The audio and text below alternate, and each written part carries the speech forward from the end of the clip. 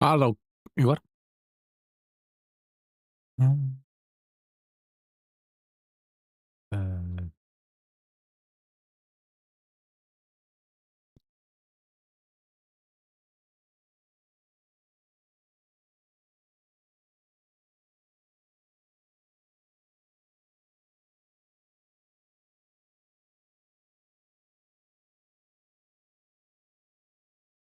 ah, eh,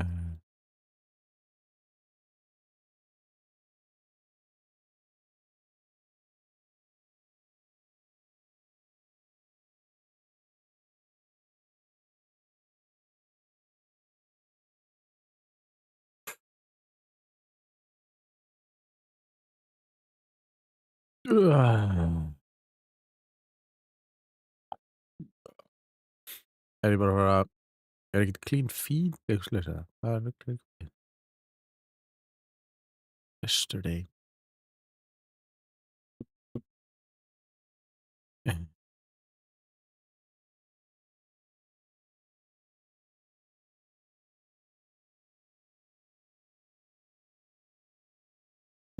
Já, ok. Hvað ertu að gera live klukkan 5? Heyrðu, það er uh, livestream. Það er co-stream. Ég er búin að segja það. Halló, hvað er það ykkur? Ég sagði þér í gær. Sjá, hvað sér? Stream. Streams.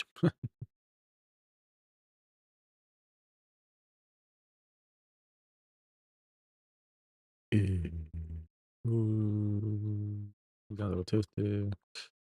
80.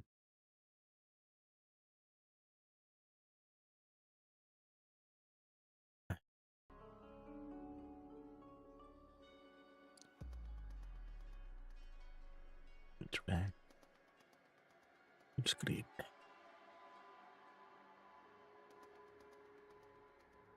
Við erum að heyra eitthvað ég sé það ekki.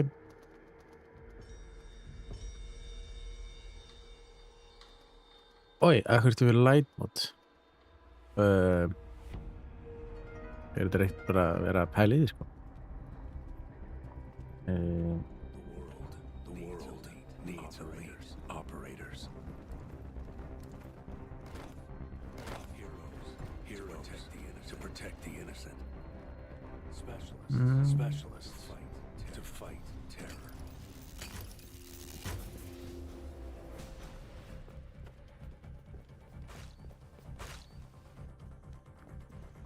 Ein mínúta, krakkar. Og ég ætla að... Heiði, má ég vera líka inn að mynda það? Hvað? Rögglega ekki hérna. Sjá.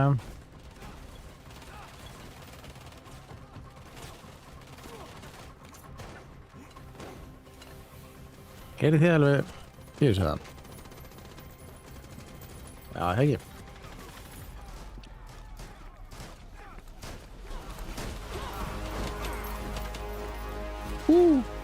Er þið mikið í þessu að tóna fyrir ykkur sem er springað þessu leik? Akkur.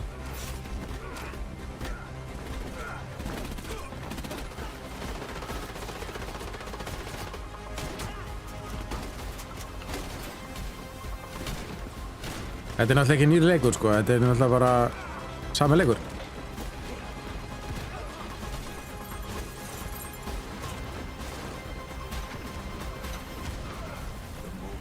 The moment is now. Join Rainbow. Join Rainbow.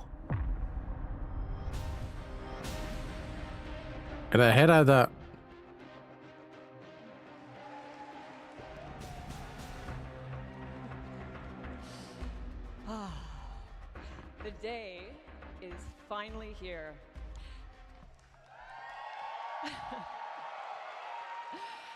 And the time has almost come for you to see the next evolution of Rainbow Six Siege.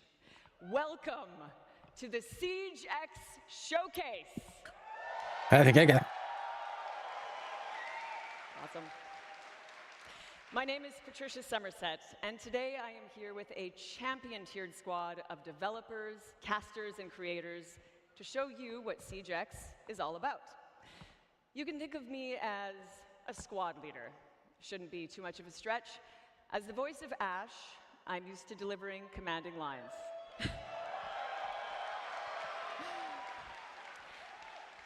So how about this one? All right, operators, you've trained for this. You're ready for this. The mission starts now.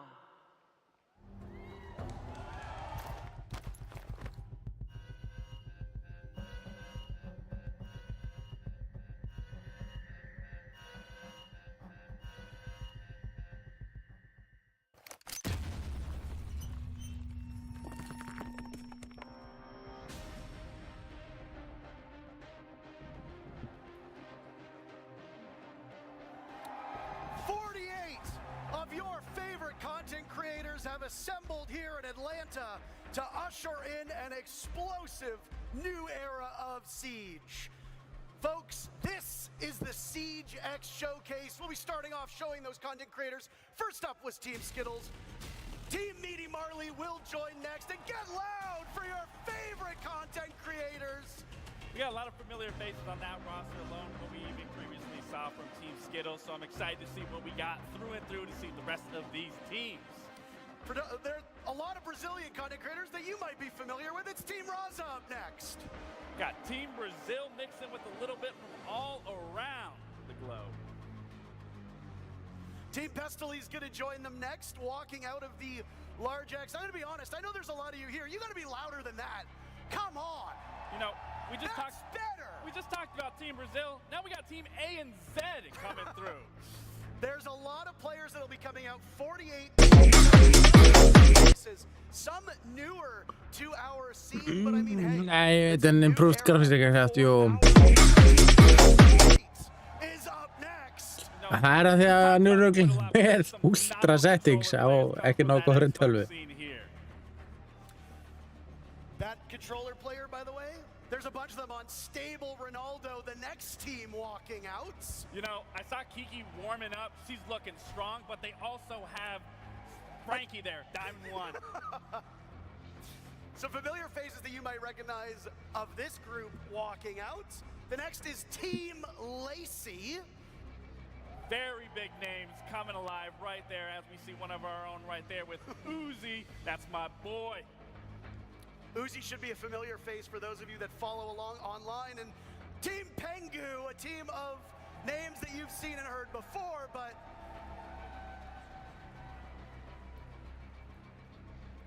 I think that's the controller players you were talking about. Yeah, I think you're right. I don't see Pengu just yet. I don't see Pengu. I used to work with him. You used to play against him.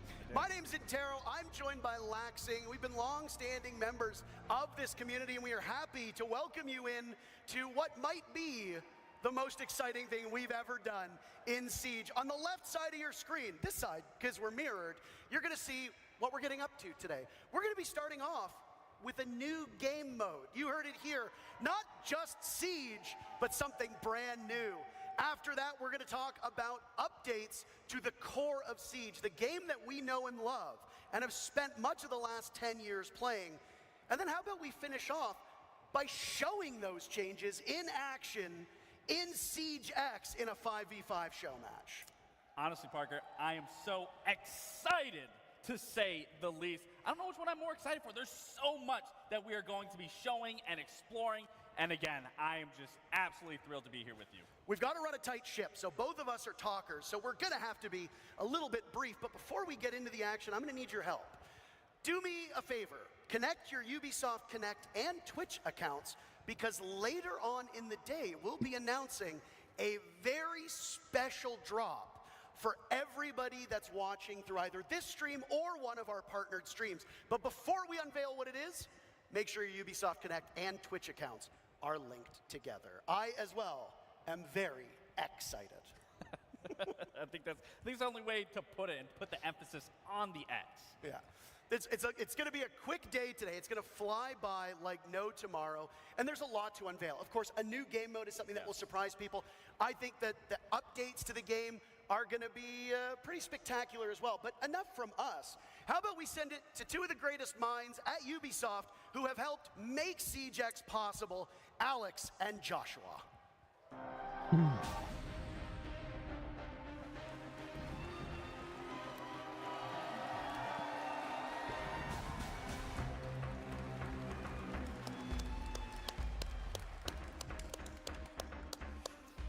First of all, let's hear for Ash. I mean Patricia, but it's amazing to have the voice of Ash here today with us. Welcome to the showcase. My name is Alex Karpazis, creative director of Siege, and today is the day we finally unveil Siege X. kadar. And I'm Joshua Mills, game director. After 3 years of work, the wait is over. And we're taking the core Siege experience to the next level. We have a ton of details to share with you about how Siege is evolving with exciting updates like modernized maps, an audio overhaul, advanced rappel, and much, much more. In a few minutes, you will see live gameplay of those changes. But before that, we have a very first Siege X trailer to share with you. This is the new era of Siege.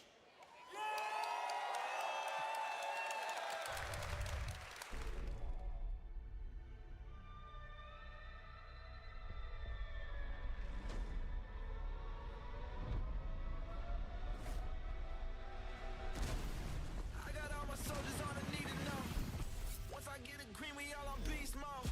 Feeling lightheaded, come on, peak close. Trailing up a sleeve stuff, catch me out of reach. Fuck big time, stunner, putting pressure on the action. Big price, stunner, tell you I'm trying, feeling tragic. Can't stay younger, cause I stand on what I'm standing. Team coming up from all across the atlas. Visionary drip, missionary wrist. System to my kids, hereditary rich. Rocking with a legendary clip. What you know about it? We was two legends for the mud. Stand on what I made for. Say I'm through they mind, bet that's what I aim for. We was splitting scraps, now we got our main course. How'd I go from soldier to commander in the same war? Yeah, I cannot go back, I'm too accomplished. So I'm running with the God said, give you my respect, I ain't give you my spot, kid. Say my best regards, but we done taking losses.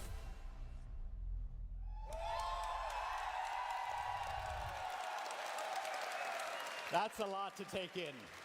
That's why, over the next few hours, we'll cover all of it. We have 48 content creators around us getting set up right now with 4 live matches. And if you're quick with the math, then you've noticed that something quite doesn't add up. That's because they will be playing our brand new 6 vs 6 game mode, the first permanent new game mode since the launch of Siege.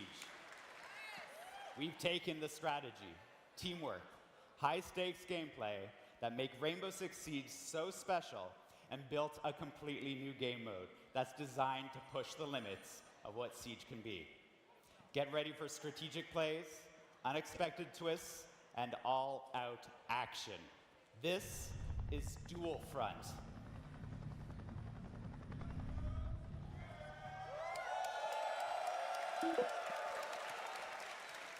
Dual Front is the culmination of years of hard work by our Another one. Let's go to the beach. Let's go get away. Loader We up. explored many different avenues. Thank you and for the follow. experimented with expanding the very core of Siege. In the end, the process came down to asking ourselves a very simple question. Ekki þetta þessu. What if we could expand the size of squads and have attackers and Rættið defenders þitt. work together? What if we had one persistent round to settle the outcome of a match with less downtime? What if we could expand the narrative and universe in-game seasonally? What if?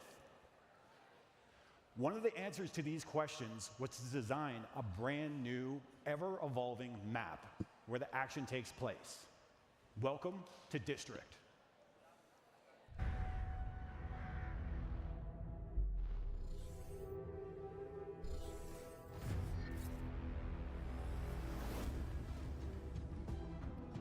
Vad är det?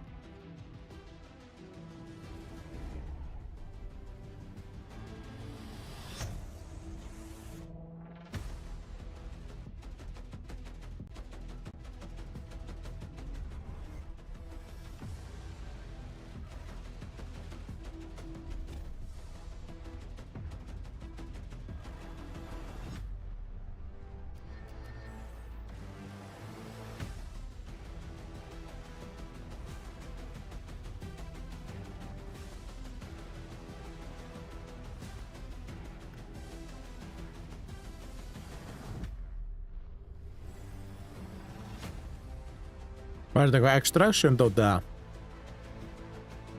Hvað er þetta?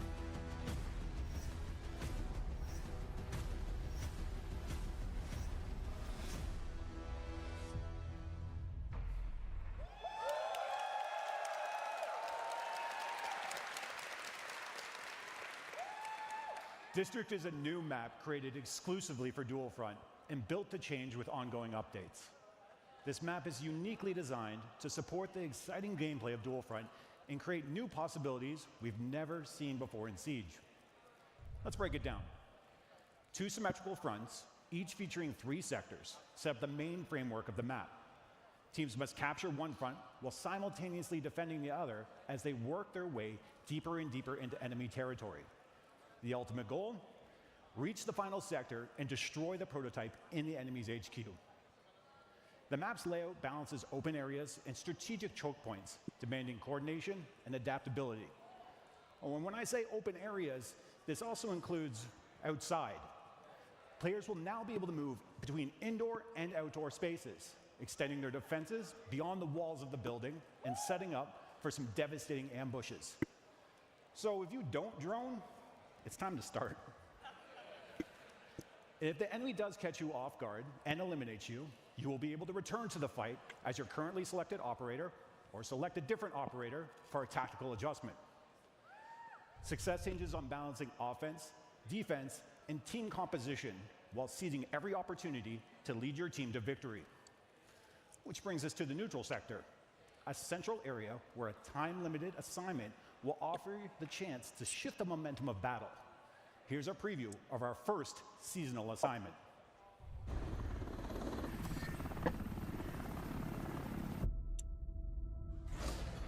Intel has zeroed in on an available assignment in the neutral sector.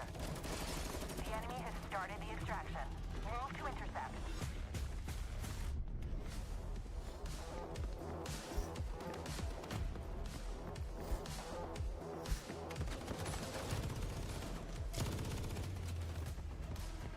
Op 4 is progressing with the assignment. Move to resecure. Well done. Proceed to extraction. Excellent work. You've completed the assignment.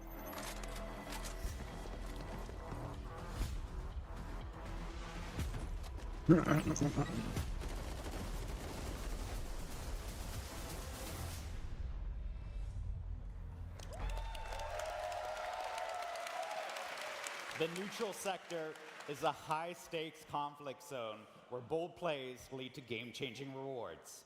Players can tackle the time-limited assignment that will grant valuable bonuses. It's important to keep in mind that taking this risk means leaving key positions open, as every operator participating in the assignment is one less operator in your attack or defense frontline. The race to secure these objectives is intense, and success in the neutral sector can tip the scales of victory, making it a battleground where split-second decisions and daring strategies can define the match.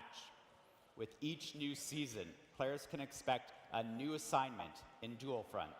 This means new narrative, gameplay, and neutral sector map updates. Dual Front was built from the ground up to use the strengths of Siege, while adding new twists.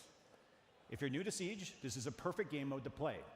Everyone is on a level playing field with a single new map to learn. There's also a limited operator pool, allowing players to focus on a smaller roster. We will be changing the operators in this pool twice a season so that a new exciting meta is just around the corner. Finally, we all know that every life is a lesson. Respawn is an important part of this mode, allowing players to experiment and learn through play. You can join the closed beta later today on PC and current-gen consoles. Let's go.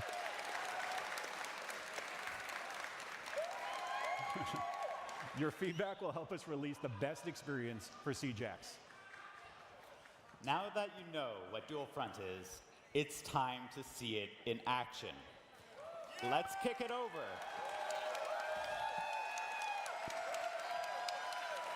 Let's kick it over to our legendary casters and see your favorite creators exploring and discovering all Dual Front has to offer right now.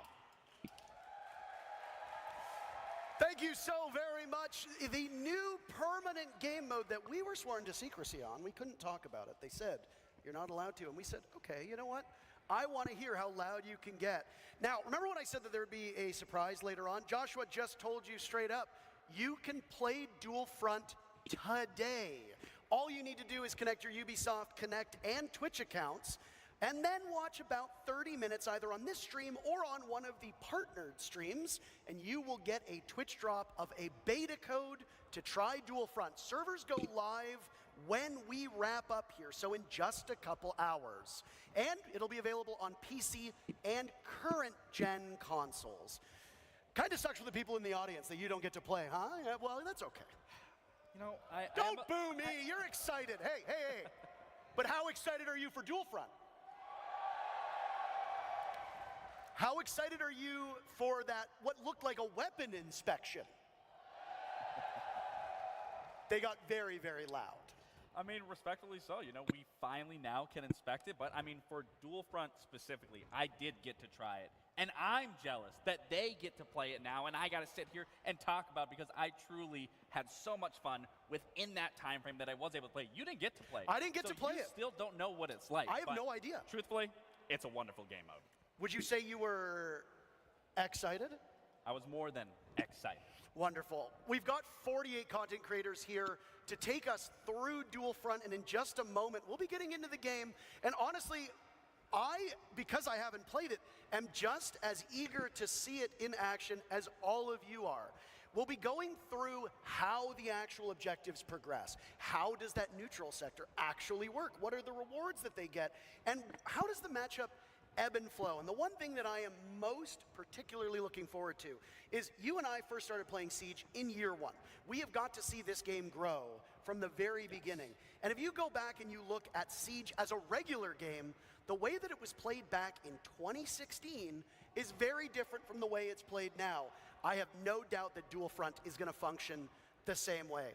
Now, in just a couple seconds, we'll intro our very first set of teams, and it will be fascinating to see how they tackle our newest permanent game mode in Siegex. What are your expectations before we get into the match? To be honest, there's no expectations that can be met truthfully because this is a new game mode. This is an undeveloped area where people are going to be figuring out. We're going to be understanding what it's going to look like, what we can see. Team Lacey and Team Stable Ronaldo will be the first set of teams. We are in the operator selection phase, seconds out from the first look at Dual Front.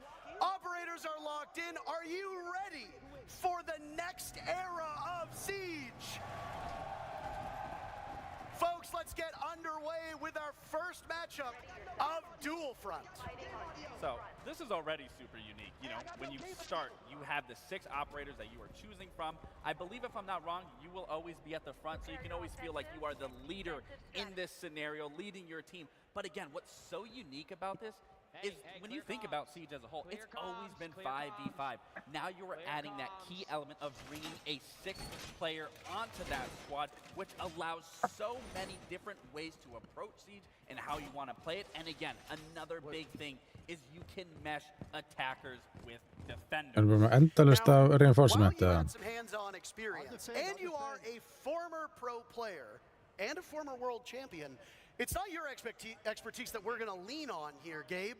We have brought up both Alex and Josh from the keynote to help us understand the way that this works. Gentlemen, first things first. What a day. What a day. I mean, I think you were prepared for the audience to get loud, but would you say you were a little caught off guard with the enthusiasm that we're seeing? I mean, we've been waiting for this moment for 3 years now, and we're still not prepared for it. This is really exciting. The teams poured their heart and soul into this, and now we get to see it live in action. Yeah, like, I mean, it's always a reaction, right? You hear the people, you get to experience that full hand. And it feels so awesome to finally be talking about all this. I'm going upstairs, Now, the way that you conceptualize this game mode being played might differ from what we see today. But is it fair to say, Alex, that you're expecting players to literally problem solve as it goes along, and that there isn't really a defined correct way to play based on when you built the game? I mean, we've been playtesting this for over a year now, and we're still learning new things, new combinations of operators. This is the first time we're taking attackers and defenders together on the same team, but we're keeping that attack and defend philosophy alive, where you have one lane, one front to push, and one front to defend. So yeah, it's all new. Well, and as I was saying, you know, the key element of adding a 6th player to that squad, I mean, Siege for the past 10 years has been 5. I mean, what was the decision to bring that extra element of surprise and putting a 6th member onto that roster? Well, one of the big goals we had with Dual Front is to actually make Siege more approachable. So, and one of the ways of doing that is to kind of lower that social pressure of having to, if you die in a 5v5, 4v5, that's a big detriment to your team. So in 6v6, you actually get to carry that weight a little bit more evenly. Additionally, obviously, the respawn's going to help with that and help people feel more confident and learn over time. But that's definitely a driving force there. I just want to touch on something here, and I don't mean to interrupt you, but we've got our first objective at play. Would one of you like to take us through what exactly is happening in the game right now? Yeah, so the attacking team has actually planted the diffuser, and now we have actual segments to the diffuser timer. So if the defending team comes in and deactivates it, it might save a bit of the progress that they achieved there. And this is one of 3 objectives that they have to secure now. That would explain why we have the 3 segments on the diffuser. That's right. So if you stop it, it'll go back to the last tick, if we want to call it that. That's right. And then you basically paused it. So it functions very similarly to regular Siege in the sense that you have to control the objective, you have to get that diffuser planted. And I love specifically that you guys talk about, you know, regardless of this being a brand new game mode, you guys are still keeping that core value of what Siege has always been in terms of that tactical prowess and what you can do within Siege. And I think just being able to bring attackers with defenders can really set up that strategical stand even more in depth than what we've currently seen throughout Siege. I mean, that's the magic of it. As when you're playing this, you have to go on the attack. You get the attack, and then you got to go into the defense within the same lane. So it varies up what you're able to do there, like bringing a Nomad on attack. Obviously, we've done that 1,000 times, but putting her into the defense and making for the post plant, it's all about that. It's almost like they're fighting on dual fronts. And now we see that the other team has planted the diffuser as well. So both are active at the same time. Teams have to recoup, regroup, and understand how they can recapture the site now that the plant's gone down. The red team succeeded, it looks like, in their very first capture. So now what happens? Oh. Is Uzi going to get it? Yeah. They've already lost 1 tick, as you talked about. Nicht tot. And it'll roll back. So like that progress they earned and they fought for, they get to keep, but they didn't get all the way for the next sector of the actual objective, so that's lost. And what I'm seeing now with the front A team, they have that first one secured. Now that timer is going. So essentially, does that now force them to now play the defense, wait for that next sector to open up, and then make that transition with that rotate? Yeah, that beat there is actually leading into essentially a prep phase for that new sector. So our attackers in that lane are going into prep, using their drones, looking forward, or they could rotate in through the neutral sector over to defense and help shore up your own defense. Now, I do want to ask you guys, because you've obviously had some time playing through it, what is your ideal lineup that you've ran the most, that you've experimented with the absolute most, whether that's on the defensive side or the attacking side? They're bouncing. They're just very excited to play the game. It's amazing running Nomad on defense. I like it. You never experienced it before, and just doing that is amazing. I'm about to say, you'll never hear anything coming from me in terms of Nomad with how much I love Nomad. I think Parker knows that as much as well. I played flank watch aggressively, so the fact that you can use those air jabs on defense to get those sound cues, to get that quick reaction, to net one of those eliminations, I mean, Nomad's massive on defense. I mean, Gabe, when you played professionally, if there was a spot on a map to be as far away from the action as possible, you were there. Absolutely. So you would have 110% find me at that neutral sector, where I am not going to be in the thick of it, but I am going to be trying to lurk my way through and see what is open and what isn't. Now, one thing that you mentioned while talking about the game was that you're going to be swapping up the operators twice a season. Now, what's the thought process behind which operators you bring in, which operators you bring out, and will it be a full-scale swap? Are we talking every operator is gone, or are you just going to bring in a couple and remove maybe some particularly strong or weak ops? Yeah, so one of the big things is we want to make sure that the Pathfinders that are earned through our newcomer challenges are going to be available at all times. Again, like you always want to be able to have some of your ops to be able to play, but outside that, we're going to be almost doing kind of like a crafted meta or ideas around that. Maybe we put a lot of hard breach up, maybe we put a lot of trap, or maybe remove both and see what happens now. Like, what can you do if you don't have electricity available to you? What can you do if you don't have, like, you know, a lot of area denial and so on and so forth? So I don't think this was mentioned by you guys, but what I am noticing is I'm looking at the character, the utility, it's regenerating. Yeah, this is a way that we can actually balance the operators over a long period of time. We're talking rounds are lasting about 15, 20 minutes. So you can actually stack quite a bit of utility if you don't have this new system, and the team worked really hard on that. Okay, we'll follow up with that. So are you saying that Kapkan can essentially lay down 6, 7 traps at a time? I'm gonna take that one. So one of the things about regenerative gadgets is that you can deploy based on the max that's been determined for dual front. So some of those values may differ from the core Siege experience, but additionally, whatever your last place gadget was, if you place a new one, it'll destroy that one and then move forward, just to make sure things are in line. Perfect. You're telling me I can't put down 20 Kapkan traps and just sabotage the whole Yeah, map? I mean, if we rewind time a couple years ago, you could have, and let me be honest, like, you know, it became an HR problem. So I was actually, I'm glad you said that, because I was thinking, I was like, what if someone just brings Mira and just lays down a lot of her windows and then immediately transitions off of that to a different operator and then uses them? I'm thinking the Maestro. You just swap evil eye cams over Sure. and over and over again. You got unlimited laser beams. We already thought of that. So if you're repicking your operator, the operator you were previously, all their gadgets disappear. And then you're jumping back in with a new operator to do a new strategy. additionally, you can actually see as operators are being swapped out and respawning, they go back to being unknown because we don't know who's coming up in that lineup again. So that's another thing you'll have to adapt to as you're on the field. I'm not a developer. I don't balance this game. I can only imagine how tricky it has been to find a way to make everything work. But before we get there, one of the beautiful things about having all these content creators in person is that we get to hear from them live in action. Patricia has an interview ready for us down on the stage. Thank you, guys. I am here with Skittles. How you doing? Doing great. Skittles, I would love to get your first impressions of Siege X. How you feeling about it right now?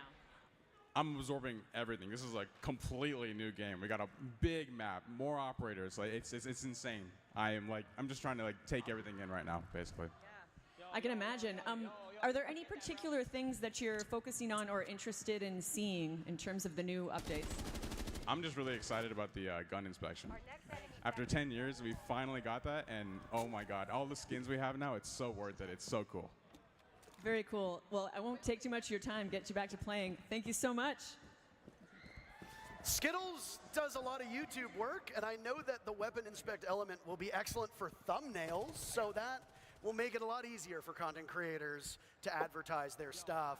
Let's dive into the next matchup that's happening at the same time, and it's a little bit of the old versus the present, one could say.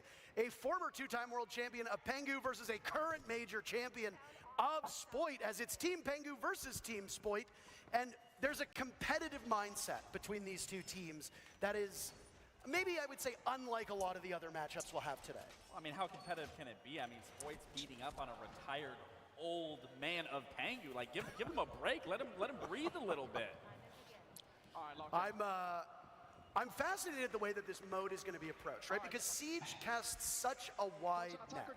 There are people who are going to play it on PC. There are people who are going to play it on console. There are people who are going to play it in casual, people who only play ranked. And then you've got people who are playing on high-end gaming PCs, and people who are just sitting at home, playing on their couch, listening to music, playing casually with some friends. And when you look at a mode like Dual Front, do you think it's the type of game mode that can catch all of those players and provide a compelling experience for each one? Yeah, when we were talking about Dual Front, first of all, Siege is challenging. That's in our DNA. We'll never change that.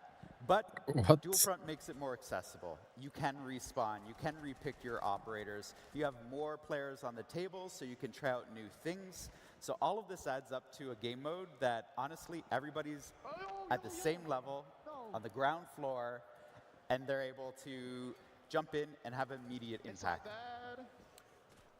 So I was going to follow up with, I mean, we obviously talk about the casual base, and me coming from that competitive background. I absolutely do love the approach here, especially as we do know, Siege is a very complex game, but that's what makes it so unique, so fun when you can actually learn it. But what I really like about District specifically is it's symmetrical.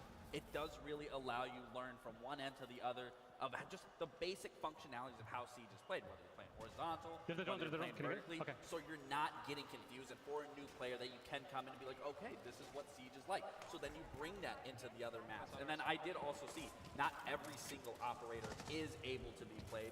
And I think that also is huge because as we know, Siege has a lot of operators and continuing to grow as the game continues to go further on. So I do genuinely think this is a great approach for not only a competitive standpoint, but most importantly also I'm doing it. Ready? Come here. Yeah.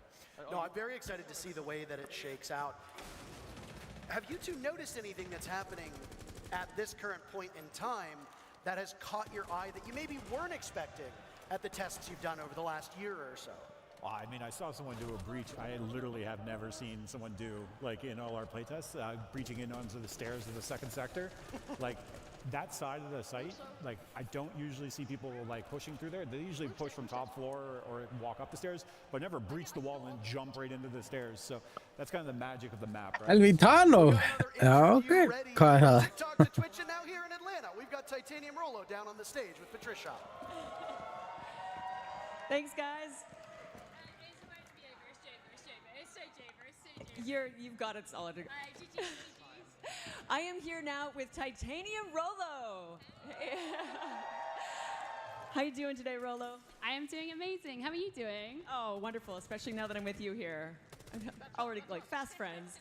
I wanted to ask you, what do you think about the neutral zone in the middle of the map?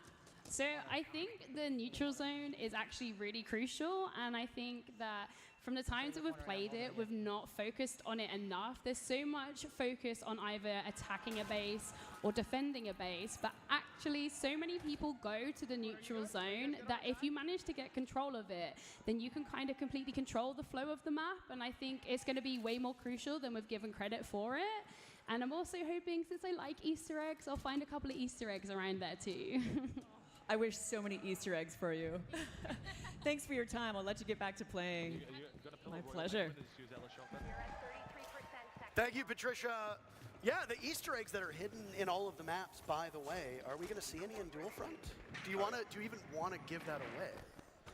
Definitely first jump into the beta, check it out yourself, find them, because we have hidden some stuff around the map. Right. And for a reminder for those of you, we're going to say this a lot. I apologize if I sound like a broken record. But the thing is that the more I remind you that maybe you might actually be able to get into the game yourself, we are doing beta code access for Dual Front that is on right now. Once we are done with the showcase, you will be able to play Dual Front, providing you link your Ubisoft Connect and Twitch accounts, and then watch either this stream or one of our partnered streams. You will get the code after about a half hour or so, and you can start playing this game mode later today. I don't want to know what he's... Oh. Jeez. So as a status update in the match, right now, both teams are trying to capture the second sector.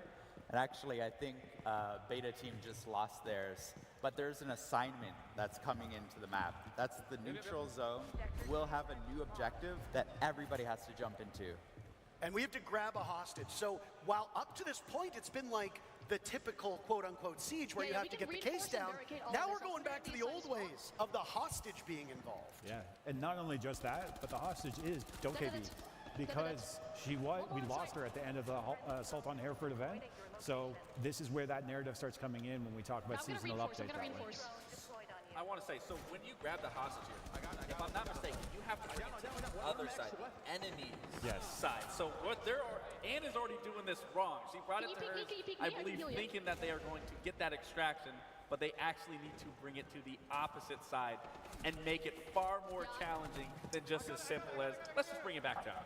Yeah, exactly. It used to be, like, you can see as soon as it got the hostage got picked up there, the icon shows up to show you where the extraction point is for you, and the helicopters are coming in the next 30 seconds. And that, oh man, like, again, we're talking about audio and all everything, hearing helicopters come in during a siege match, oh, it gets your heart pumping. Well, I want to say, don't board it though. I want to say, me and you actually went through this moment together when we were testing this out the other day, and it is, when you were talking about the heart stumping, and especially, like, let's acknowledge you can play outside now. Like, that is a huge thing that needs to be acknowledged. You don't have a timer letting you know you're going to be shown. I mean, again, these operators, that is just evolving a meta right there. All the shields you're seeing being castling off a door outside? What am I watching? Exactly. But no, like I was saying, back to that, it is very intense when you have to run to the enemy side with this, trying to get that extraction up while they're up and coming, spawning, holding those positions from outside, waiting for an ambush that you're potentially running into. You were actually doing a very good job at leading that. You were like, all right, Lax, I need you to get in front of me. I need you to clear this. I need you to clear that. And we did end up doing it successfully. Yeah, honestly, like, regardless if we talk about the match being, like, the game mode being approachable, we get real competitive. Oh, absolutely. You mentioned that Dokkaebi is the one to grab here because of the actual lore of the game. Now, there are a lot of people here at this event dressed up in cosplay, and lore in Rainbow Six Siege, yeah, give them some applause. They work hard. The lore in Rainbow Six Siege has steadily increased to the point now where, you know, when I first started playing, and he first started playing, there was basically none. Will lore play a part in Dual Front, and will the events of future seasons find their way into this game mode?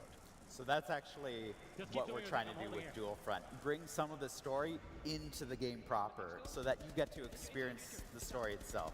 And so every single season, we'll be weaving in the lore of Siege into the updates that you see in Dual Front.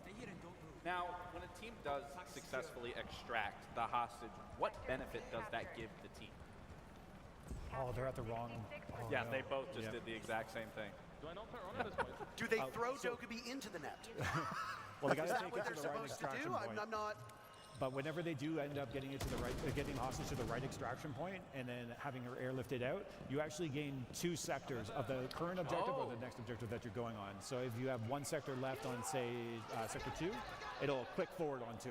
Okay, and so that won't, so like for example, on Bravo's side, they already have 2 of those sectors, or not sectors captured, but they have, you know, halfway through. Actually, yeah, on either side of the match right now, whoever secures the assignment will win. Oh. But like, they just have to get them to the right extraction zone, and there's only 20 seconds left to get it done. And what happens if you don't complete this task? Then it just goes. They figured it Sorry, out. I'm too excited now. And so this is actually an air tap, and they win. So that's the thing. You can either play for the neutral sector, or you can keep on pushing in one of the fronts and end the game as well. Like all things Siege, you have multiple ways to pull off. That's right. A win. We've got more. We got more games going, by the way. So this one is finished, but next one up, we're going worldwide. Raza versus Pestily.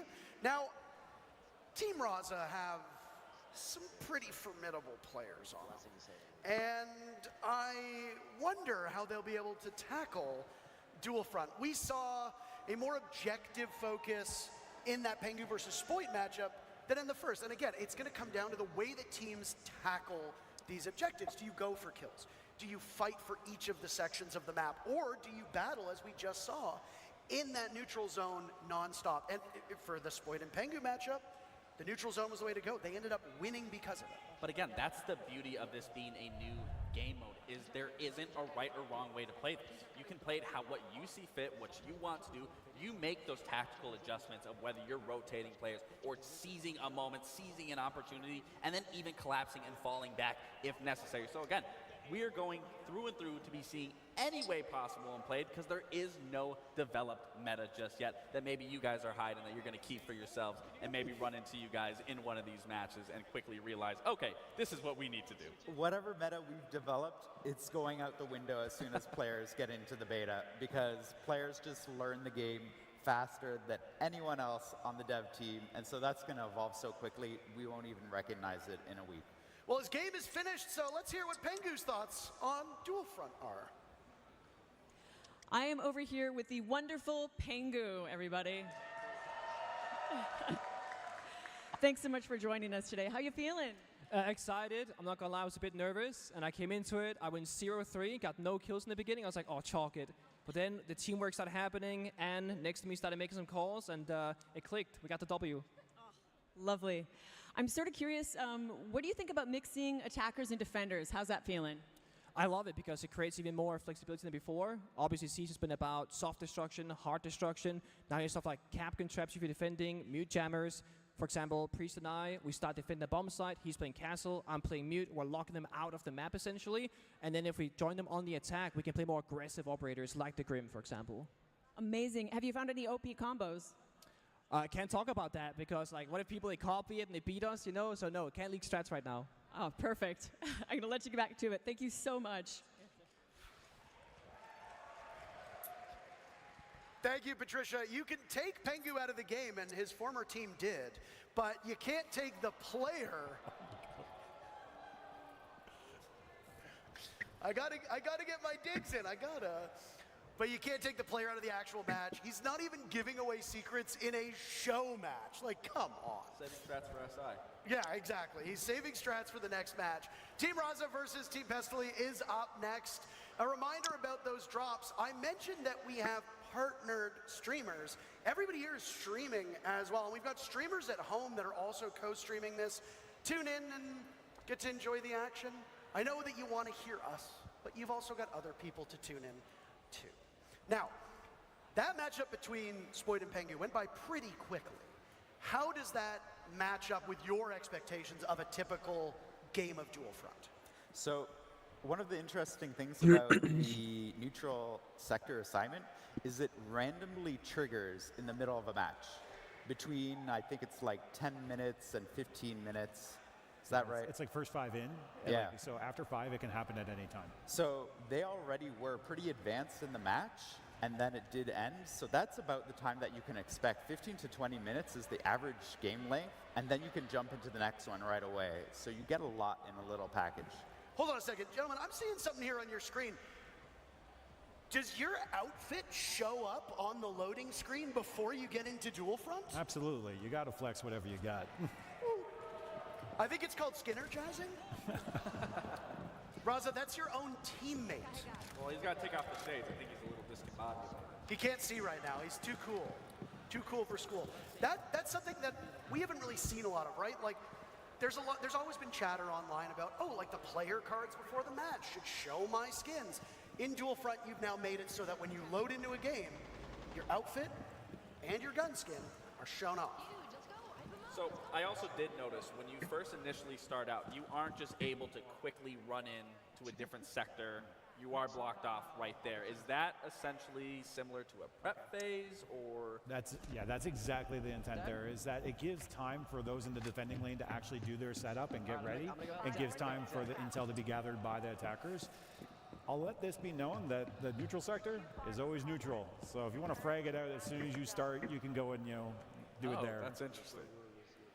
Well, I'm sure there's a lot of people that love to hear you say that just want to get straight into the thick of it. And just like regular Siege, or core Siege, if I can call it that, destruction is a huge part of this. You talked about it as well. Well, we just got to see it firsthand. A lot of these teams are kind of treating this like team deathmatch. Beautiful is that? That's the rappel, by the way, that was shown, that you can now swing around corners. Amazing. The very first time in our very first match that we just saw that, the crowd went wild. I don't know if you heard that, but no, destruction, it plays a huge part. I mean, a lot of these teams, again, are treating it like a team deathmatch, but here, you can reshape the map to your advantage. That's right.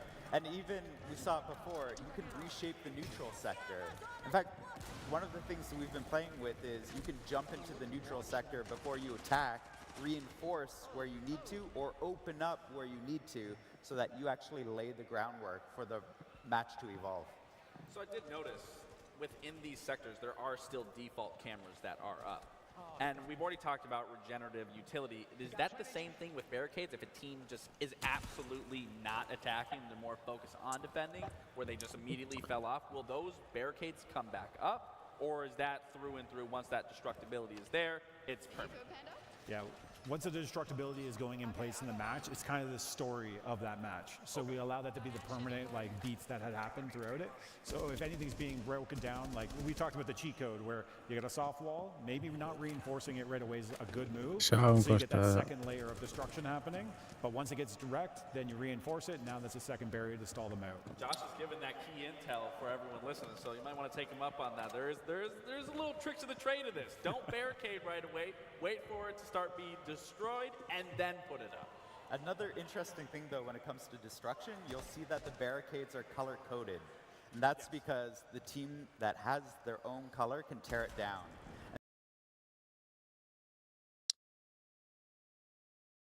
Oops. A sector evolve over time as the new barricades of the attacking team come out, because now they're reinforcing it and the defenders have to recapture. We've spent almost a decade of watching round by round things reset. It's a little bit odd to see persistent destruction in this game. So, I mean, you'd see it in TDM from time to time when eventually, you know, a map would be reduced to smithereens. But not only do you see it now, but it plays a much bigger impact than it does in TDM, right? TDM is a fun game mode, but here there's much more strategy, as you pointed out. And the way you go about it will only deepen people's understanding of how to play this game. You know, Raza just displayed that perfectly of questioning whether or not that was one of his fellow Capcans or another team's trap, and then scanned it to see if it was, found out it was, and then shot that. Again, that's another thing as a veteran player, when you're going to be experiencing this, you are going to have to be so aware of the utility that is placed around the map, placed around the sector, because you don't know if it's yours. You don't know if it's the other team. You always have to be on alert. So again, it adds such another core development and process that you're going to be going through while playing this 6v6 game of Dual Front. Yeah, absolutely. We're just moments away from starting our last match of the day. Gentlemen, it's been great having you here, and I'm assuming you'll be riding along for that last one. But is there anything that you want to talk about that we haven't seen yet, by any chance? Actually, we've seen quite a bit here that we haven't dug into yet, and we're about to, because there are changes that are coming that you might have seen in Dual Front. They're coming to the entire game. So we'll be talking more about that very soon, actually. You're just going to tease people? Yep, that's You're it. not even just teasing people, teasing us. Teasing us. You can whisper in our ears before you head out. Admittedly, we had to tease them earlier on with the new game mode and all that special stuff, but good things come to those who wait. Our very last matchup of the day is upon us for Dual Front, at least. Team Skittles, who you heard from earlier, and Team Meaty Marley will do battle. Fun fact about both of these team captains, both of them started their careers hiding their identity, and we eventually got a Skittles face reveal, and now we know what Meaty Marley looks like. The question is, game. Will their gameplay be as handsome as they are? Oh, yeah. I think they will, but something that really sticks out for me with both these rosters, if you were to ask me, who do you think's the favorite here? I don't have one, for the simple fact that your boy Roy and Atheno look a little deflated in their biceps. I don't think they got their pumping for the day. So you're definitely going to have to rely on the five players, I should say, on each side to pick up the weight from both those two. I have a slight suspicion as to what the devs were talking about, by the way, because they said there's something that we're changing in regular Siege that wasn't mentioned, but it was briefly shown on the reveal video before this. And then we saw what looked like a pipe on fire, which, as far as I'm aware, Gabriel, there's no operator who puts down explosive pipes. No, there isn't, and I was curious of that too, because, I mean, you know, as chefs, we add tons of ingredients to our meals and for people to digest. And that's kind of what I'm seeing here, is that ingredient is now being added into the gameplay that we all know and love in Siege. Again, we don't have operators that are laying down these pipes that can be shot. Is he going to shoot it? No, he's not going to shoot it. And as for what that quote-unquote ingredient might be, the devs will be talking about that later on. I do like that we have a big mix of players here in Atlanta. You've got controller players, you've got mouse and keyboard players, you've got Siege vets, you've got former pros, you've got world champions, you've got people who, as far as I'm aware, might not have ever really touched Rainbow Six Siege. I mean, Narcoleptic Nugget, he doesn't touch Siege. I mean, look at the gameplay right there. I know we know him from Siege, but I'm a little disappointed in his gameplay so far. This was the man whose biceps you made fun of earlier. Yeah, I know, I'm going to regret it because, I mean... Do you think he could take you in a fight? Yes, for sure. I mean, look at him. He's so locked in. Actually, I lied. He just missed that. Well, it was through a wall. Oh, was it? There are outlines on operators as well, because as you might have noticed on the top of the screen, the teams can run the same ops. They can. So you can have two vigils on the board at the same time. We saw in one of our earlier matches, there were two dogs on the board. And outlines are very important to be able to distinguish, is it a friendly dog or is it an enemy dog? Well, I mean, that's something that you're going to have to decipher, like I was saying, with the utility that's going to be on the map. You're going to have to keep in mind a mental awareness of, okay, we're seeing it right what's there. this? No, Macy, get off drone! See, he's not, you know, he's not appreciating. Okay. There it is. Okay, so that's interesting. So, you know, we talked about operators not being able to lay anything like that, but in similarity to a Capital Bolt, similar to a Goyo canister, I mean, þetta bara reaction stream eða þú veist bara að horfa á þetta co-stream hvað vilt þetta sé? Between these two teams, they're playing it very slow, which is in stark contrast to the first game that we sko það á náttúrulega að vera drops en þetta eitthvað klikkað it's coming in pretty quickly. Again, it can spawn at different intervals. This one in just under a minute, and it'll be only 9 minutes into action. Will these teams pay that neutral sector and the assignment that comes with it the same respect that we saw from that Pengu and Spoit matchup? That is the question. Now, I am curious how long... Okay, so that flame actually does get put out pretty quickly. It's not a Goyo canister. No, it's not. Goyo canister lasts 20 seconds. That looked like about 3. Okay, it will be automatically added to your library. I'll wait to see. You're gonna fight with me over a single second? No. Completely unrelated to what we were just about to talk about that we might see later on. But, I mean, so far, this game mode is intense. There seems to be constant action no matter where you're looking, whether you are the one defending or you are the one attacking. Klálega upp á sleikindi mínir. Alpha has to defend against the diffuser that's been put down while also dealing with the hostage objective in the middle of the map. That's the assignment that has spawned in. So you've got 6 players on your team. How many do you send to deal with that diffuse kit, and how many do you send to deal with the assignment? That's the biggest thing. You know, if I'm in this situation, I'm sending at least 3.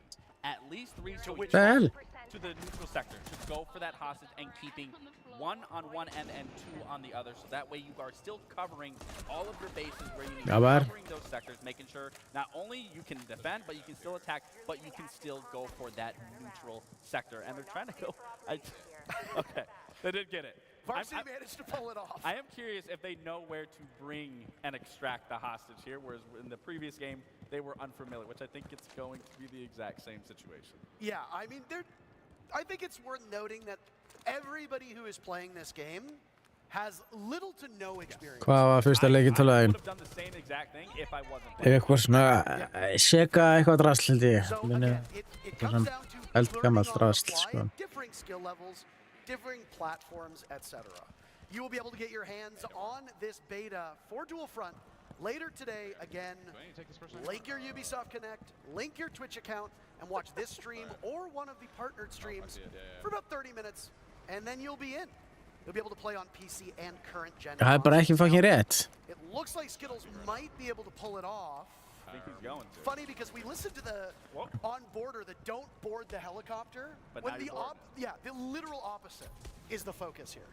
I mean, it's up to that one Brit to shut this out right here and not make sure. And Skittles, I mean, my God, oh, that was devastating right there. And now he's gonna go for it. I mean, again, this is a beautiful thing. Once again, is where you're not just focused on the sectors. You do have to focus on another objective, which is again, it's so unique and it still allows you to be in control of any scenario at any given moment, to be able to shift. Ekki hugmynd, sko.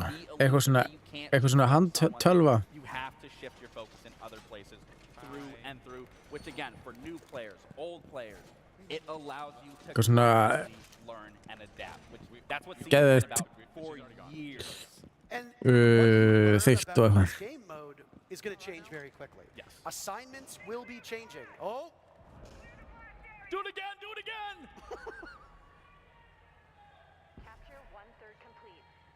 I don't think they're capable of hearing us. But again, just to kind of underscore how this game mode will be supported, a season in Rainbow Six Siege is about 3 months, give or take, because we have 4 a year. Hell. Like regular seasons.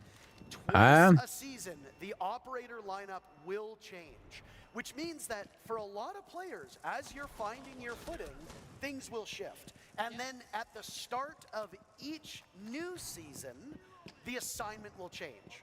Right now, it's rescue Dokkaebi, pick up the hostage, Við erum að pleysa það get þrjú. into the helicopter, save Ég ætti að pleysa hann 1 but who og knows 2. what's next?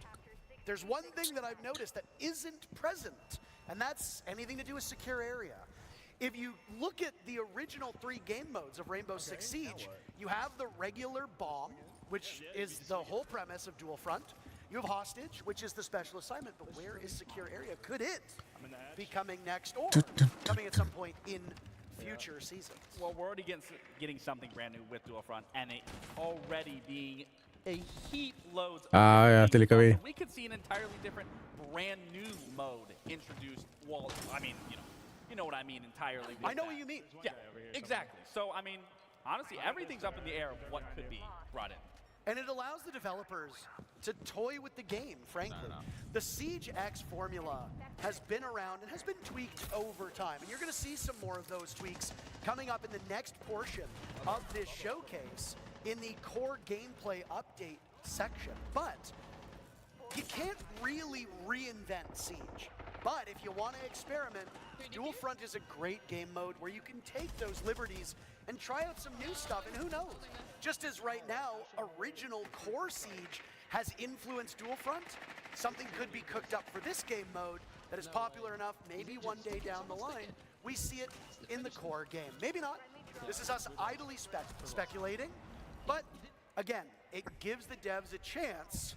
Oh, it gives the Ég devs ætti a líka svoleiðis. chance Look at to Macy, talk this is just about this another day in new the office game for him. mode.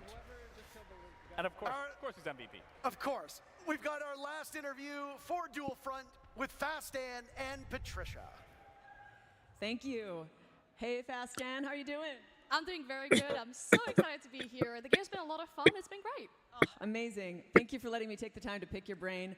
I actually wanted to ask you about strategy. How's the team strategy been? How's that evolving? Well, our team's doing really good on the strategy front. I feel like, with the people that we're playing against, people said we were not going to stand a chance with some major winners against us or something like that. We played 2 games yesterday, 1 game today. All I want to say is we are 3-0 up in games because we are taking Dokkaebi as our win condition. If you get Dokkaebi and you extract her, you actually get 2/3 of a sector, and that's been helping us win 3 games in a row, and it's been absolutely amazing so far. Oh, amazing insight. Thank you so much, Fastan. Really appreciate your time being here. Can't wait for more gameplay.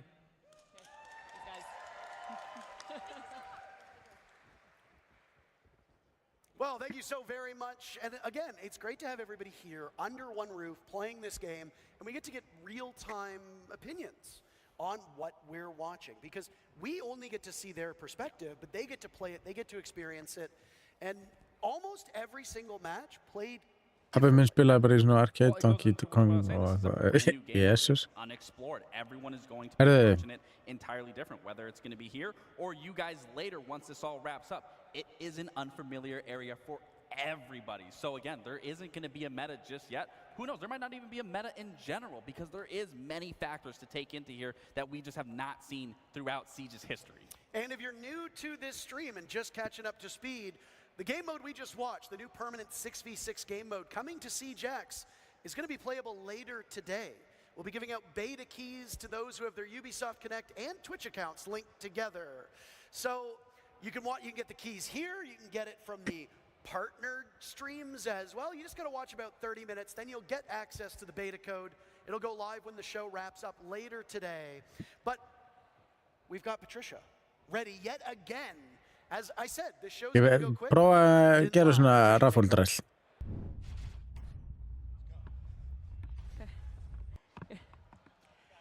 Thank you so much. Thank you, Intero and Laxing. How are you guys enjoying Duelfront?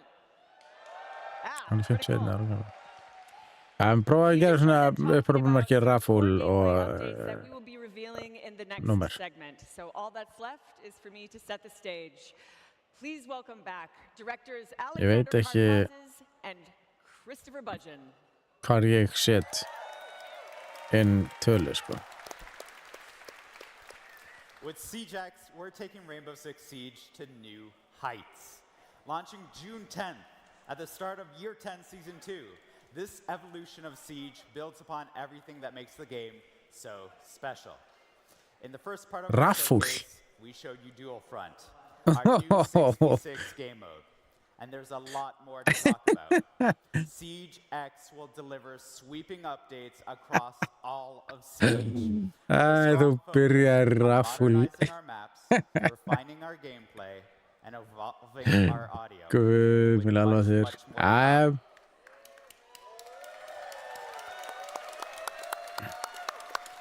At its heart, our philosophy remains the same.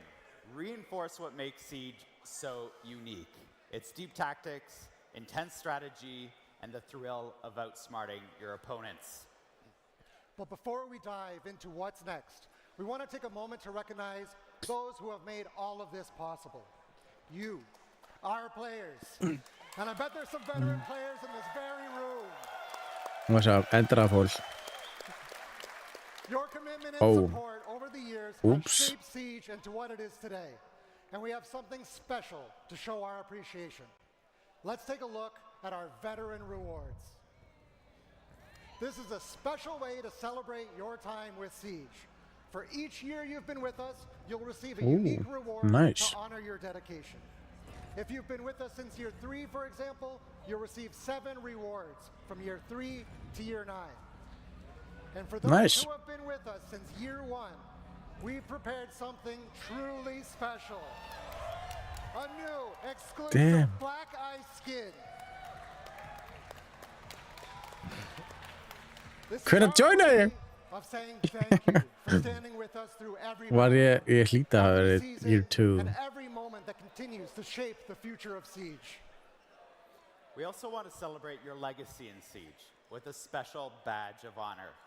This exclusive badge marks the year you joined the fight, a testament to your dedication and journey in the game. Whether you're a recent recruit or a battle-hardened veteran, this badge is yours to wear with pride. Now, it's time to talk about an important change that's come into the game. Recently, we introduced crossplay, giving you the ability to play with your friends no matter which platform they're on. With Siege X, we're tearing down barriers, ready to welcome more players that want to experience the best tactical FPS. We want to make it easier to invite your friends to play the game. We want to continue to grow the community, and we want to continue to build this game with veterans and new players from around the world. Starting June 10th, with the launch of Siege X, new players will be able to download the game for free and jump directly into the Siege experience. Okay. Free access will help grow the Siege community, but we want to ensure that Siege remains fair and protected, particularly for Ranked and Siege Cup.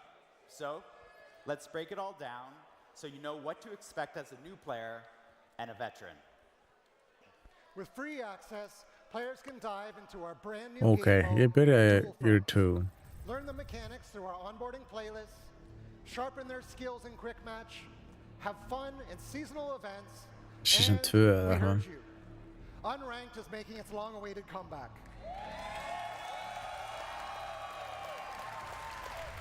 Unranked offers a competitive yet approachable experience for free access players to test their skills and explore the new pick and ban system, which you'll see in action in our show match later on.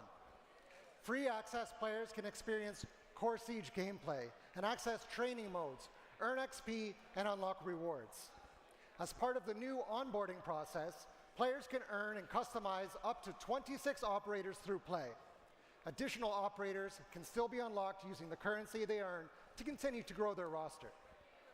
The most competitive playlists, Ranked and Siege Cup, are high stakes and reserved for those who unlock the next level of Siege competition through premium access. And as always, you'll need to be level 50 to participate. Also, I want to reassure our dedicated players. You will keep access to everything you have. That's right, don't worry, veteran players. You'll keep access to everything you've earned over the past 10 years. Your access to our competitive playlists, such as Ranked and Siege Cup, your progression, your operators, your inventory, will all be yours to keep and to continue building for the future. No payments or action required to transfer your progress. As Siege continues to grow, we're not just preserving your legacy, we're refreshing the experience for every player. With SiegeX, our totally revamped UI will be more than just a new coat of paint. How you navigate through game modes, browse your battle pass, and interact with Siege is faster, it's more intuitive, and more immersive. The UI overhaul also streamlines your experience as you track your journey as a Siege player. So whether you're a veteran bringing in new friends or a fresh recruit, we've revamped Siege's global progression system. Clearance levels, reward unlocks, and challenges have been improved, making it easier to track your progress and navigate the early stages of the game. Our focus was to make getting into Siege as fun as possible, while giving you the tools you need to learn the deep and rewarding systems of the game. We're thrilled to welcome new players into Siege with free access. And we know that a growing community comes with responsibility. With SiegeX, we're making sure the game is the most secure it's ever been. That means industry-leading player protection, fairer matchmaking, and continued efforts to encourage a positive game that welcomes everyone. First, let's talk about game security. Last month at the Six Invitational, we introduced R6 Shield Guard, our latest anti-cheat initiative. To catch up on the current status of R6 Shield Guard, let's hear from programming team lead Adrien Fraisse. Cheating and toxicity have no place in Siege, and we won't rest until it's a thing of the past. At SI, we introduced our new initiative, Rainbow Six Shield Guard. Our Siege Shield Guard takes a multifaceted approach to anti-cheat. Our QB system distributes different executables to our players, preventing tampering and issuing sanctions when detected. Binary hardening is the act of encrypting and hardening our game code to make it even more difficult to tamper with. Our security is harder, with some of them exiting the scene entirely. Gameplay violation, our in-game defense system that allows for detecting players performing impossible behavior within the game, like sprinting while shooting. This system basically renders raid cheating a thing of the past, and we are working to keep it that way. Our next line of defense, Mousetrap, detects the use of mouse and keyboard in console pools. Our final line of defense is data. We use AI and analytics to detect irregular and exploitative behavior in the game. With SiegeX, our Siege Shield Guard updates live without the need of a scheduled maintenance. Cheats will be harder, more difficult, and costlier to make, and cheat makers won't be able to anticipate security updates before they come in. Our Siege Shield Guard is a long-term investment. We're here to stay, and we can't wait to share more.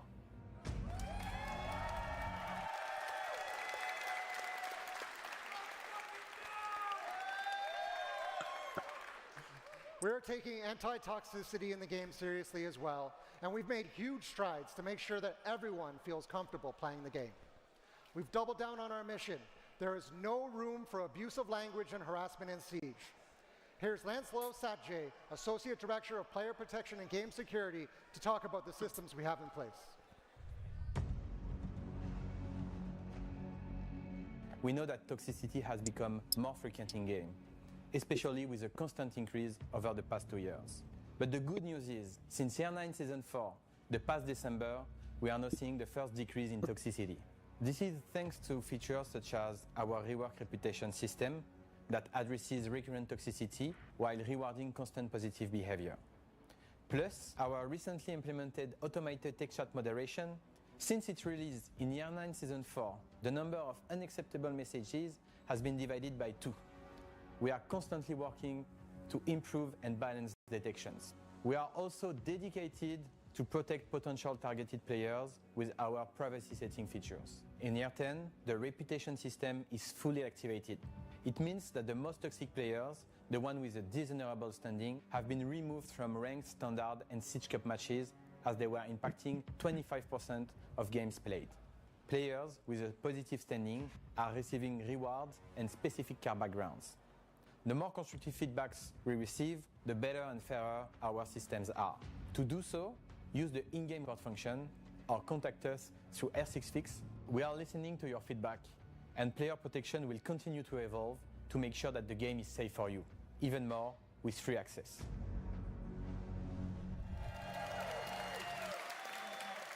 Anti-cheat and anti-toxicity are top priorities for us on Siege, and I want to thank Adrien and Lancelot and their teams for their work making the game the most competitive and fair it's ever been.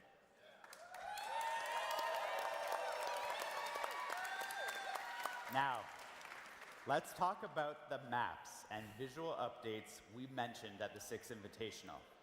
We've been listening, refining, and working behind the scenes to bring you game-changing updates to core Siege gameplay. SiegeX isn't just about the new experiences. It's about making the 5v5 Siege you love even better. From mechanics to quality of life improvements and everything in between, we're ushering in a new era for Siege. One of the biggest changes coming to Siege is our modernized map update. We know how important maps are in Siege, and we've been hard at work improving visuals, readability, and overall gameplay flow to make every engagement more tactical and immersive. These updates will enhance lighting and textures and be more in line with the dark, gritty tone that people picture when they think of Siege, all while maintaining the strategic depth players love. But words can only do so much. So let's take a look at how these changes come to life in action.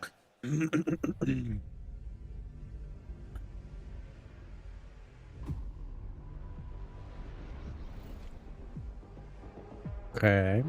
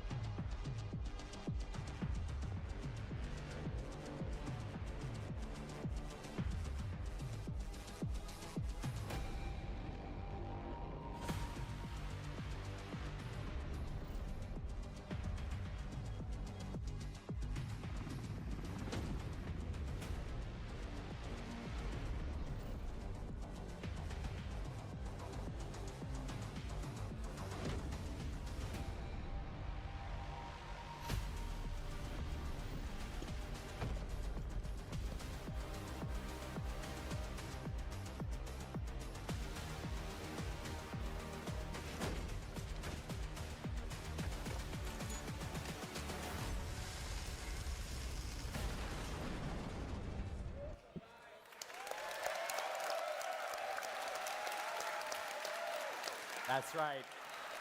At launch, SiegeX will introduce 5 fully modernized maps: Clubhouse, Chalet, Bank, Cafe, and Border.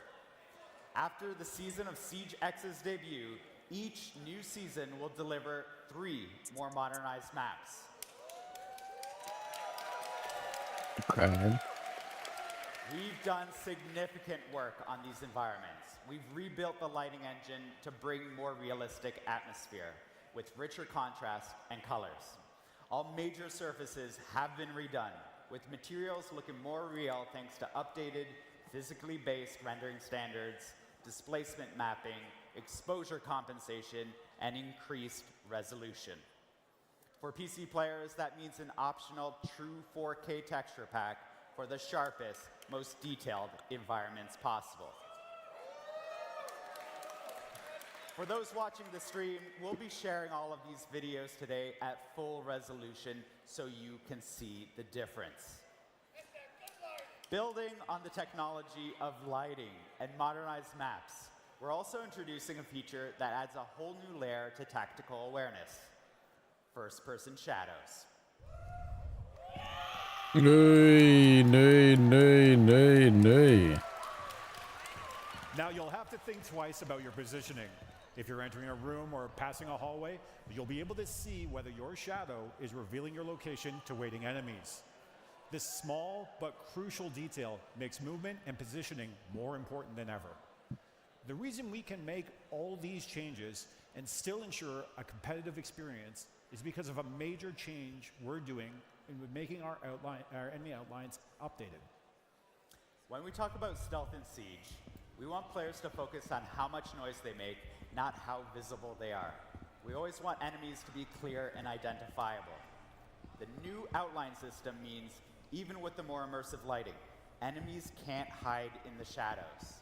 This is a big change, but one that over time feels natural and ensures a fun and fair game. As usual, we'll keep listening to your feedback and make adjustments as needed. Another big change is the Repel update in Siege X, bringing more options to the most unique movement mechanics in first-person shooters. Rappelling has always been a defining feature of Siege, but we knew it could be even better. With Advanced Rappel, you can now sprint along the wall, and you can pull off what we saw Callie do back in the Playbook story trailer. You can now transition around corners while on Rappel, including when sprinting. Here's those improvements in-game.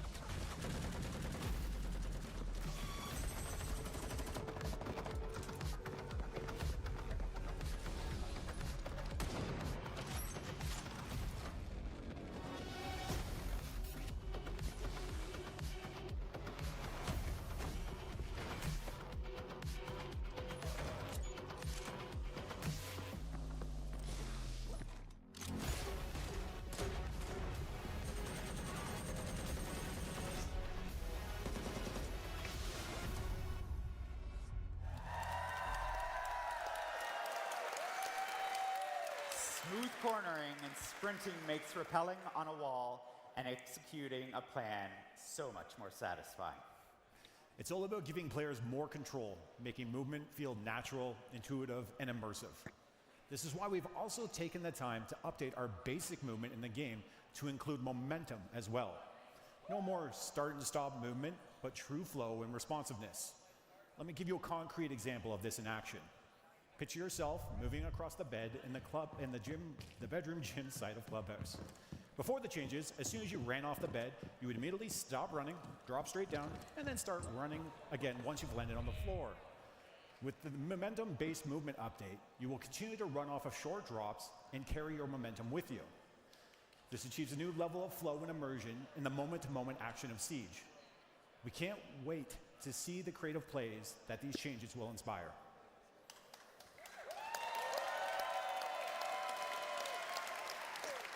We've talked visual improvements and new movements. Let's dive into something that's going to shake up gameplay itself. Say hello to destructible ingredients. During an operation, every detail matters.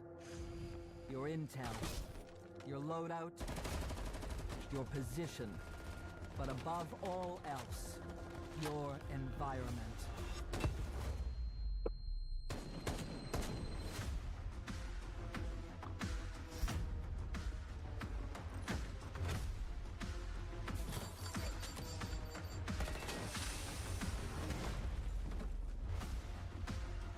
Ja. Klar. Ja. Bye. Jo.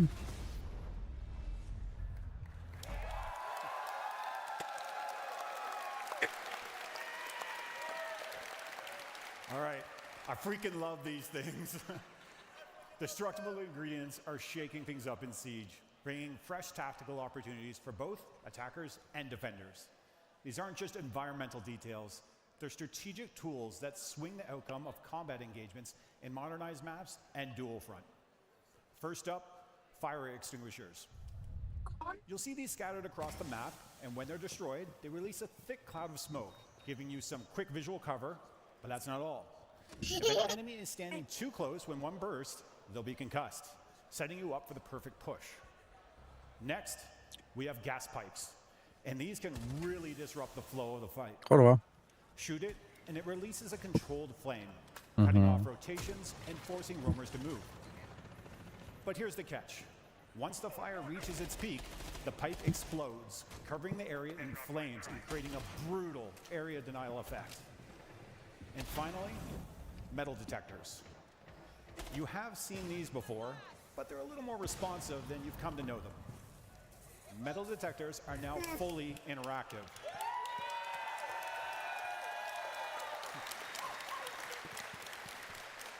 You can disable them temporarily or permanently, giving you the control over when movement is detected.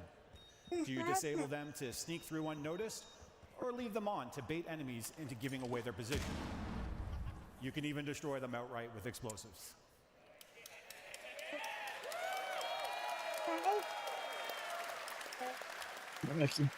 These destructible ingredients introduce new tactical possibilities, giving players more ways to manipulate their surroundings and outplay their opponents. Each of these destructible ingredients adds a new layer of strategy and creates fresh opportunities for creative play. Whether you're using them to gain an advantage or counter an opponent's plan, they'll keep every round dynamic and unpredictable. We can't wait to see the tactical strategies you'll come up with. Destructible ingredients will be available in modernized maps and in the dual front game mode. And we're not done working on destructible ingredients. We'll be listening to all of you to see how we evolve them in the future. Speaking of listening, audio in Siege is one of the most important tools a player can use to get a competitive edge. That's why we're introducing the biggest audio overhaul Siege has ever seen or heard. Every gunshot, footstep, and explosion will be more accurate, more immersive, and more clear than ever before. You're going to want to turn up your volume and put on your headphones for this one. Get ready to hear the difference.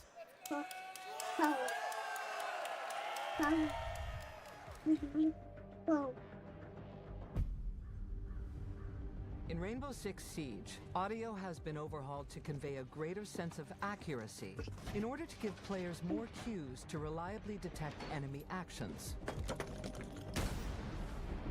These audio enhancements add a layer of spatial distinctions, making it easier to tell if someone is coming from your left or your right. Sound propagation has been upgraded, with sound traveling vertically and allowing players to know if an enemy is pushing from above or below. Sound also propagates through openings created in surfaces, offering more immersion. Sound reverberation Nej, is Mariana. realistic, relaying whether nearby actions are coming from a big room, a small room, indoors, or outdoors, making pinpointing enemy locations more reliable. These audio innovations offer new tools to adjust response tactics, deliberately cause noise to draw rivals into an ambush, Nej. or use Nej, fortsätt. carpeted areas to limit the sound of infiltration, and use flashbangs to mask the sounds of powerful abilities, making for a more immersive, refined, and satisfying tactical shooter experience.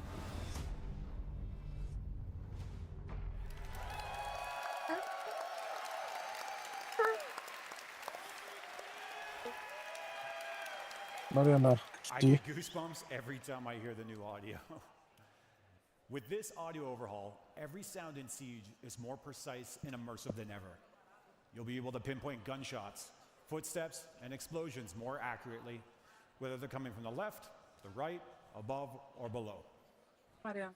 Intel makes or breaks great plays in Siege. With these enhancements, audio has become an even greater Intel asset and is more reliable than ever. Audio will be able to provide the intel you need to succeed, but to truly dominate, teams need to be able to share that intel, coordinate attacks, and call out enemy positions. But we know that not everyone is comfortable using voice comms. Kus ma Manu käri? That's why we're introducing the Communication Wheel, a new tool to design communication faster, clearer, and more accessible for everyone. In the heat of battle, communication is key. That's why the Communication Wheel is so important. It's your new way to call the shots and keep your squad in sync. Need help with a breach or a rotate? Call out the spot for your play. Is an area clear? Let your squad know it's safe to reposition. Ready to make a push? Tell your team you are moving in and lead the attack. And when a teammate makes the right move, confirm it with an okay or send them a quick thank you to keep the teamwork flowing. The Communication Wheel gives every player the tools to share their strategy regardless of their playstyle, keeping your team one step ahead.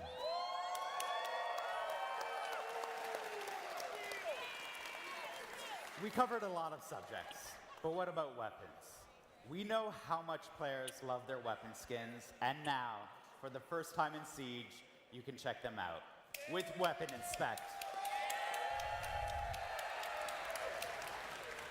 I know, we've been looking forward to Weapon Inspect just as much as you have. Rifles, pistols, shotguns, Siege has over 100 weapons in the game, and you can inspect every single one of them on the battlefield. Now is the time to flex your favorite skins and appreciate every single detail. You're about to see all of these changes in action in a 5v5 show match with your favorite creators. But before we get there,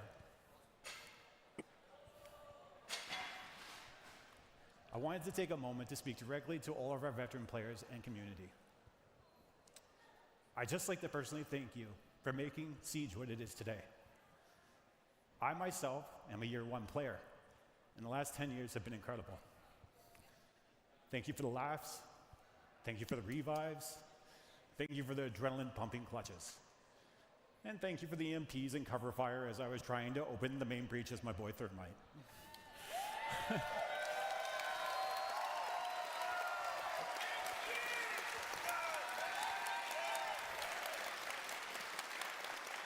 10 years of this game and the moments that have come with it are truly something to celebrate. And I can assure you that we still have plenty in store throughout the year to celebrate this momentous milestone with all of you.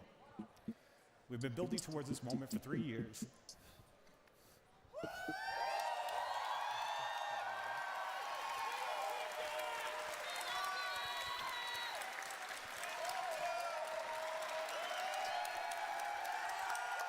All right. We've been building towards this moment for 3 years, and it feels unreal to finally be able to share it. SiegeX marks the beginning of a new era of Rainbow Six Siege.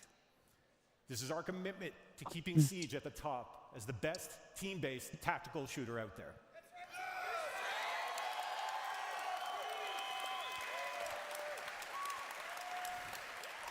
This is our commitment to the next 10 years of Siege.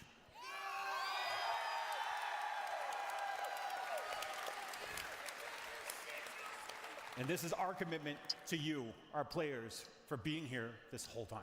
Thank you.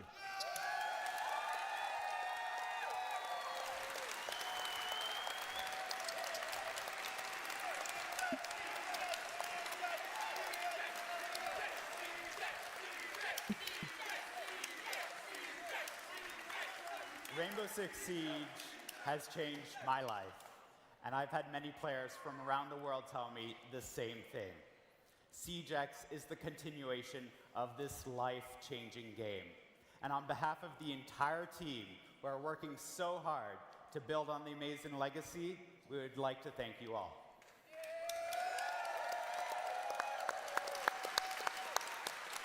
The stories you share, the friends you make along the way, and the passion you have for the game inspires us to always make Siege better. And we have one more announcement. As you know, our esports event, Reload, will take place in Rio de Janeiro, Brazil, this May. And today we can say that we are excited to announce that this will be the first Siege competition ever played on Siege X. Everything we just presented today will be there. The modernized maps, the overhauled audio, the new rappel mechanics, the works. Reload will also be the place for us to share with you the full roadmap for year 10 and give you an idea of what's to come after the launch of Siege X on June 10th. Before we jump into the 5v5 show match, I'm going to pass it over to Patricia.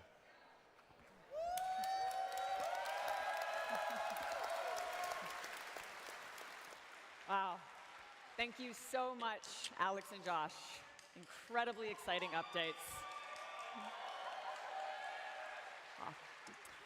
And now, a little surprise for all of you Ash fans out there. Let's take a look.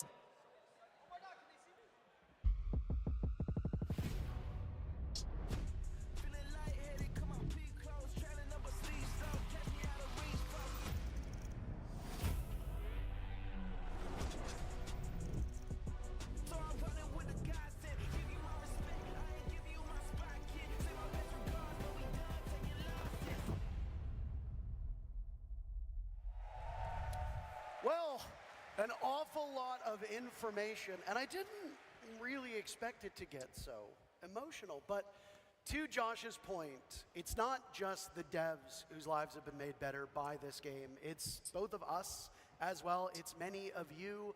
We're not just a community. In a lot of ways, it feels like a family. And for the last 10 years, so many people's lives have been made better by Siege.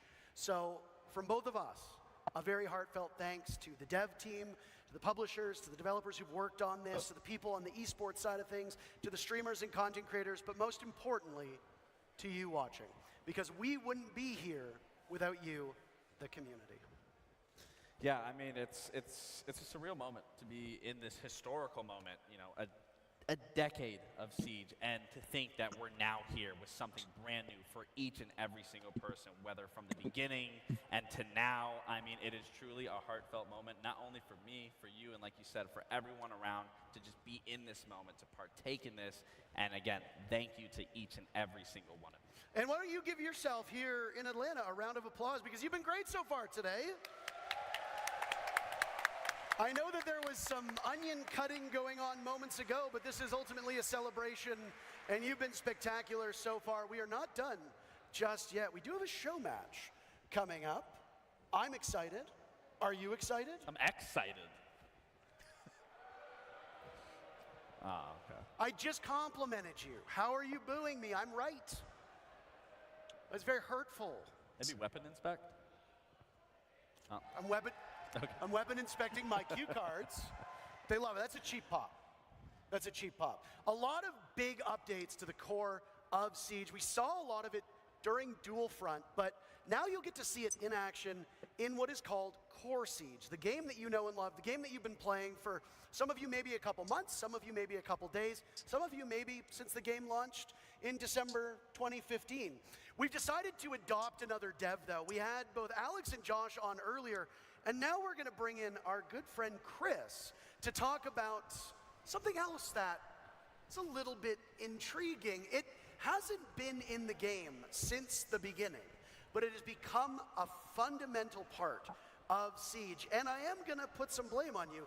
You're the reason why people's favorite operators aren't available in certain games. We're going to be talking about pick and ban. While we talk about the pick and ban, let's get ready for Skittles versus Meaty Marley in our 5v5 show match. Yeah, get loud. Come on, you can do better than that. I feel like that was like the same energy. I'm surprised it's not as loud. Chris, there's something very different going on the screen right now. Care to walk us through it? Yeah, we're now seeing our newly updated pick and ban system for ranked, Siege Cup, and the returning unranked. So each team will ban one operator before each round and up to 3 operators on each side. This new system is much faster to get into the action as both attack and defense ban in parallel. It also offers more strategic options when planning your next round, as you can ban with the knowledge of which site you want to defend or attack. For example, if you want to defend basement on Chalet, you can ban Ram before the next round. You can also act on information you gain throughout the match. So if you notice they have a good smoke, you can take him off the table and force your opponents to switch up their defense. We are excited to see how this shakes up the meta.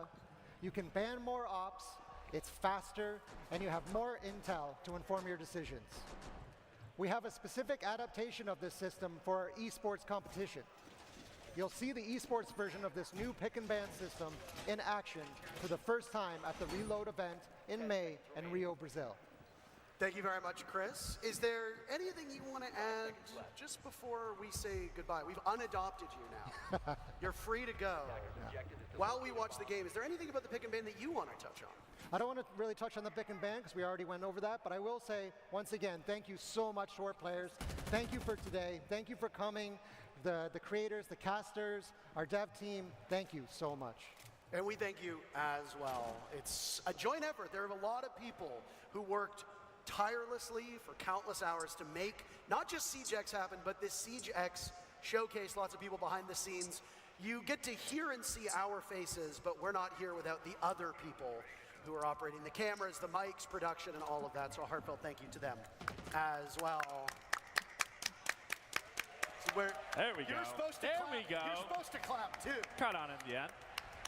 Now, one of the things that was touched on by the devs was that destructible ingredients, and we saw it immediately. Meaty Marley meleeing the fire extinguisher, and another one just went as well. Now, you can wait and let those destructible ingredients go off in the cut and thrust of a match. Or if you think that they might hinder you, you can get rid of them real early on. There's variations to it. Again, it adds that core element of Siege that we all know and love, that you can outsmart an opponent. You can just get rid of it entirely. I love that you are able to, whether you want to deal with it or you can get rid of it right away. It gives that option, which I always can appreciate, that it's not necessarily forced. But again, the fact that this is now another element in these maps, such as Clubhouse, does change the dynamic of how this map can be played. For me, instantly, when I think about rotating, you hit that active ingredient to make those pipelines go off, to cut off that rotate, whether that's an attacker, whether that's a defender doing that, it just creates another element to Siege.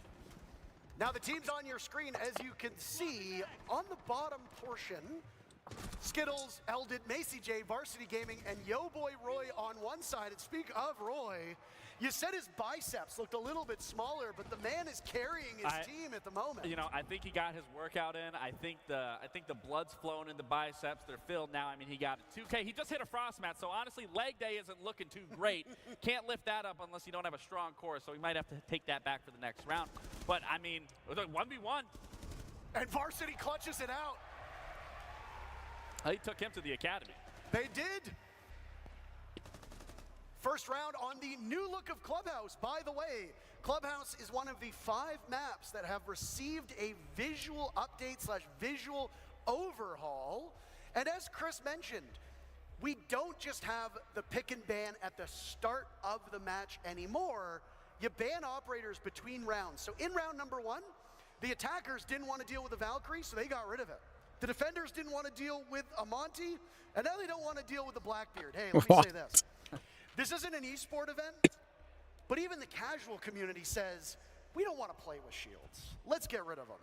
So a Blackbeard ban and a Bandit ban, and the one thing that you can lean upon from your experience playing is a Bandit ban by the attackers comes in because you are expecting your defending opponents to go to a certain bomb site. Now, it looks like Team Meaty Marley will go down to basement, where Bandit isn't necessarily as critical. Kai tends to be a stronger operator here, but no Bandit means that church wall downstairs, it's gonna stay intact and will require some other type of denial, which by the way, Meaty Marley, his team is not bringing at all.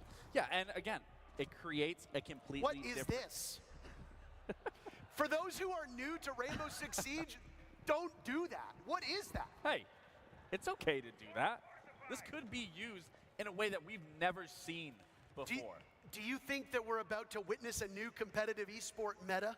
Absolutely. With a triple unreinforced panel and a lone mirror window? Yeah, absolutely. I've seen, you know, what haven't you seen in Siege? It's endless opportunities, abilities. I just saw 3 cap cans at the front of that door. I don't typically see that. So the fact that we're seeing a mirror on an unreinforced church wall, it makes sense. I'm going for a spawn kill here, but Ross can't get it done. But back to your point of just, you know, getting rid of certain operators through and through without each round instead of it being at the very forefront of it, again, creates such a different level in how you want to approach Siege. And that's always been the beautiful thing about Siege, is you can't get too comfortable. The meta is constantly shifting. And I think we can all agree that you need to be on your toes when you're playing Siege. Thank you to Rollo for showing us how the weapon inspect plays in. I will say, with all the changes we've seen, the audience did seem the loudest at the weapon inspect. It has been rightfully so, but I gotta also very say, well received. The visual enhancements as well. Clubhouse looks absolutely beautiful. That drywall looks like it was put up yesterday. I think you could smell it if you were in the lobby. I can. Smells like a new build. Which, by the way, seems like CJX is. Now, we both come from esports, so we're going to take some time to actually cast this like a real esport match. We'll also take some time to be a bit more casual in the way we go about this. And all of these players currently competing know Clubhouse. It's one of the oldest maps. It came with the game in launch. It was the first map to receive an update, tweaking it to make it more competitive for where Siege was at. As the game evolved and we got more operators, maps became harder to defend, harder to attack, and they needed some refreshments. Clubhouse was the first map to get it. There have been a couple since, Oregon, Cafe, Chalet, etc. Varsity Gaming's out here. Farming clips, but it's talking about Varsity just got put down. Macy and Narco as the last 2 left. Diffuser running away, and a counter disable as Macy sweeps in. And he blows the doors off of the defense. Macy as well, one of the OGs, making content since the game basically first launched. There's a lot of Siege veterans and Siege royalty, if you could say that, in this lobby. Without a doubt, and of course Macy's gonna know how to play those post plants. I mean, you see his videos that he uploads. Macy does a very good job at capturing how Siege is played at a tactical mindset. He has a very, very good understanding of the ability to outplay an opponent. And again, for that post plant, easy, he gets it done. But again, seeing these bans come out, now the Dokkaebi makes sense. Vigil on a Clubhouse, little skeptical of that ban coming through. I think there are some operators on that list that you could get rid of that would help you on those defensive halves. But, oh wait, no, I believe that's the attacking half. That is my correction. I don't think for the attackers you really need to get rid of a Vigil on here. But again, the fact that you are now able to just get rid of these many operators throughout the game, it's a completely different look. We are running out of time for you to get access to the dual front beta. So if you are just tuning in, hurry. Link your Ubisoft account with Twitch and then watch either this stream or one of our partnered streamers, and you'll gain access to the beta code after about a half hour or so. You hope that Team Meaty Marley are able to bring this one back, because typically Clubhouse is a defender-sided map. The fact that Team Skittles are already off to the races with 2 rounds is a bit abnormal for what we see out of Clubhouse. But hey, it is a show match. This is not the epitome of competitive, and most importantly, it's not an esports competition. Well, I think it's just, you know, when you look at Roy and you look at Varsity, he's kind of just taking him to school, and Roy's taking him to the gym. You know, they're both educating Team Meaty Marley on some degree. Yeah. It's a cheeky little angle that we just saw from Rollo in a spot that was popularized in esports called the Adam spot, as there was a player named Adam who at one point in time hid there as a Vigil, went undetected, and then got an ace as he came back. What on earth? Atheno capitalizing off of that. Rasco trading back as Varsity gets 1 for Team Skittles. I feel like I caster cursed this team, Gabe, as it's only Yo Boy Roy and Eldid as the last remaining. They'll plunge through the smoke of that fire extinguisher in the hallway. Marley lets the sledge of Yo Boy Roy swing by. We're not even a minute in, but Rolo blows things up with a Nitro Cell, and Team Meaty Marley is on the board. There we go. Get the two-piece with the C4 from Rolo. Again, that's going to be a TikTok clip that I'm sure she's going to upload as soon as possible. They're all farming clips. They're all farming clips. Okay. Side swap has now come in, so as was discussed by Chris, but Gabe, you can touch upon, when you're on attack, you ban a defender. Correct. When you are a defender, you ban an attacker. So gone are whether you want to remove one or the other. Now it's just locked in, you tackle it head on. Team Skittles, whatever bomb site they go to, which looks like it'll be one of the upstairs bomb sites, CCTV and cache, they don't want to deal with the Thermite. Thermite is so strong on this bomb site, not just to open up that CCTV wall, but additionally to open up the other portion of the upstairs, which would be the jacuzzi wall or the construction wall. It's going to hinder the attackers. Which we are not only seeing a bandit brought successfully, but we are also seeing that mute just for that little extra bit of reinforcement to make sure that any bit of denial on those walls is going to be warded off. But that goes into, once again, the picks and bans. That the fact that it falls off on behalf, that you are now seeing what the other team had to go against, what that defending side wasn't successful with, you can essentially get rid of once you get to that level and know exactly kind of the approach and how you want to play your defenses or how you want to play your attackers just based off that first half. Bomb located by attackers. Looking like it's going to be a pretty default setup from the side of Team Skills. Nothing too crazy here. I am expecting Varsity to either bandit trick this wall, which I think that's what we're going to see here. He's going to bandit trick the server wall. And then the real question is, how is Team Meaty Marley going to play into this attack? For those that are unfamiliar with Siege, and I mean, I suspect there's a few people watching who haven't had full hands-on experience with the game, when you reinforce a wall, it means that you need a specific gadget to cut through that steel reinforcement. Thermite is one of those operators. He was the one that was banned by Team Skittles. You see that Rasco, playing that ace, will have access to it. Atheno also has access to one of those gadgets. When a bandit puts down those batteries, it electrifies the wall, which prevents that hard breach gadget from going off. Varsity just put down a new battery, destroying one of the gadgets, but he wasn't able to get both walls in time. So there is now an opening through that reinforced wall that the attackers can use to their advantage, but holes work both ways. Defenders can use it too. And the question is, I mean, we have a lot of intel. We've always stressed throughout Siege, intel, intel, intel, and we have that not only with the Valkyrie, but then with the Echo. So it's a question of they have nothing to find these cameras. They have to be vigilant of where they're planting, where they're going to be trying to entry from, and seeing if they can find this intel where I am going to be expecting Team Skittles to be utilizing that to the best of their ability. And we could see an engagement here happening in construction where we do see Varsity go down. He's now getting taken to the gym from Atheno, and it's not looking too good for Skittles.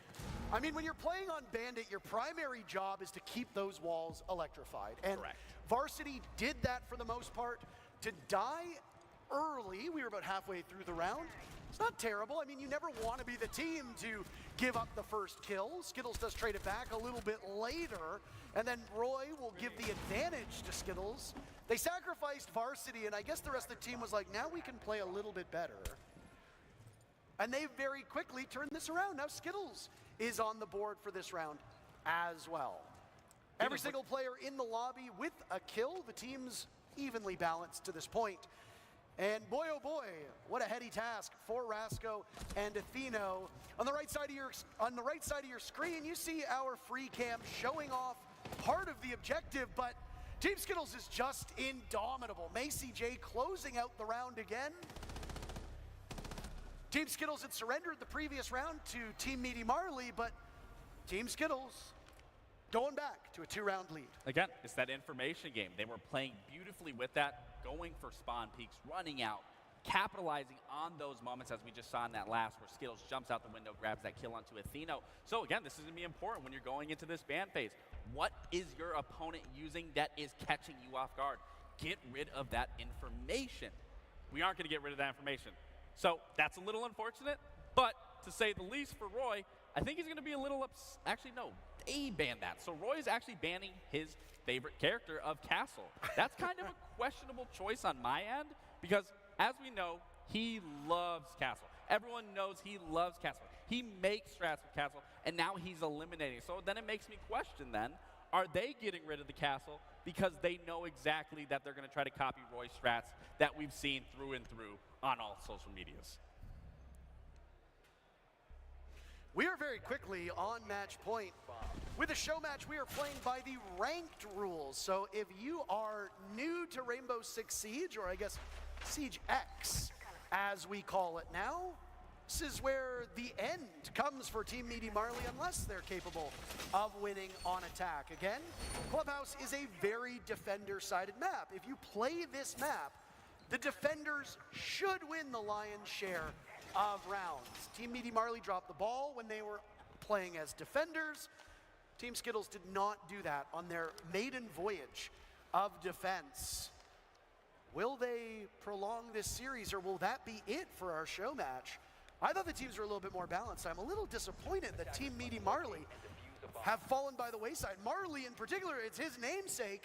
Both of his kills only coming in the first round. I was just going to say, it looks like Team Skittles is actually playing into their setup, where on the other end, on Meaty Marley's, we were kind of seeing, you know, a little unorthodox setup. It's not to say that unorthodox gameplay doesn't work in a game like Siege, but from what we're seeing just at the basic level, Team Skittles is definitely trying to set up properly and close it out here at a 4-1. Oh!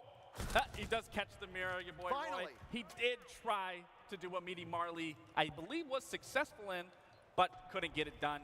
To continue on, Marley is going to clear with this Nomad. No one's droning for him. This is where you need to be droning. This is key. Quick engagement. Buck ends up capitalizing on it. Now they're in a 5v3. This is actually looking very good. So as you know, I was commending on Team Skittles. There we go. We see that ingredient being displayed right there to block off any rotates going down in those main lobby stairs. Wonderful catch from our observers.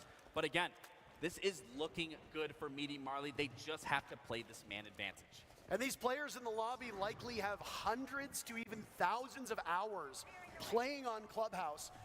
None of those hours played with the destructible ingredients. So I appreciate the fact that they're trying to use them, because it wouldn't be second nature to me. I wouldn't think, oh, I need to shoot one of these fire extinguishers. Oh, I need to pop one of the pipes. I would be thinking, bog standard executes, let's do what needs to be done, but they're showing off some of the changes to Core Siege, and Rasco flattens Macy J. As it's a big round for Marley. And this game is not over yet. I think Marley's team heard what you're saying, that you're a little disappointed in their gameplay, and then they go into probably one of the hardest sites to try to take as an attacker, and you do it flawlessly. So again, it's going to be a question of what are you going to ban here to try to get you to push it to an overtime.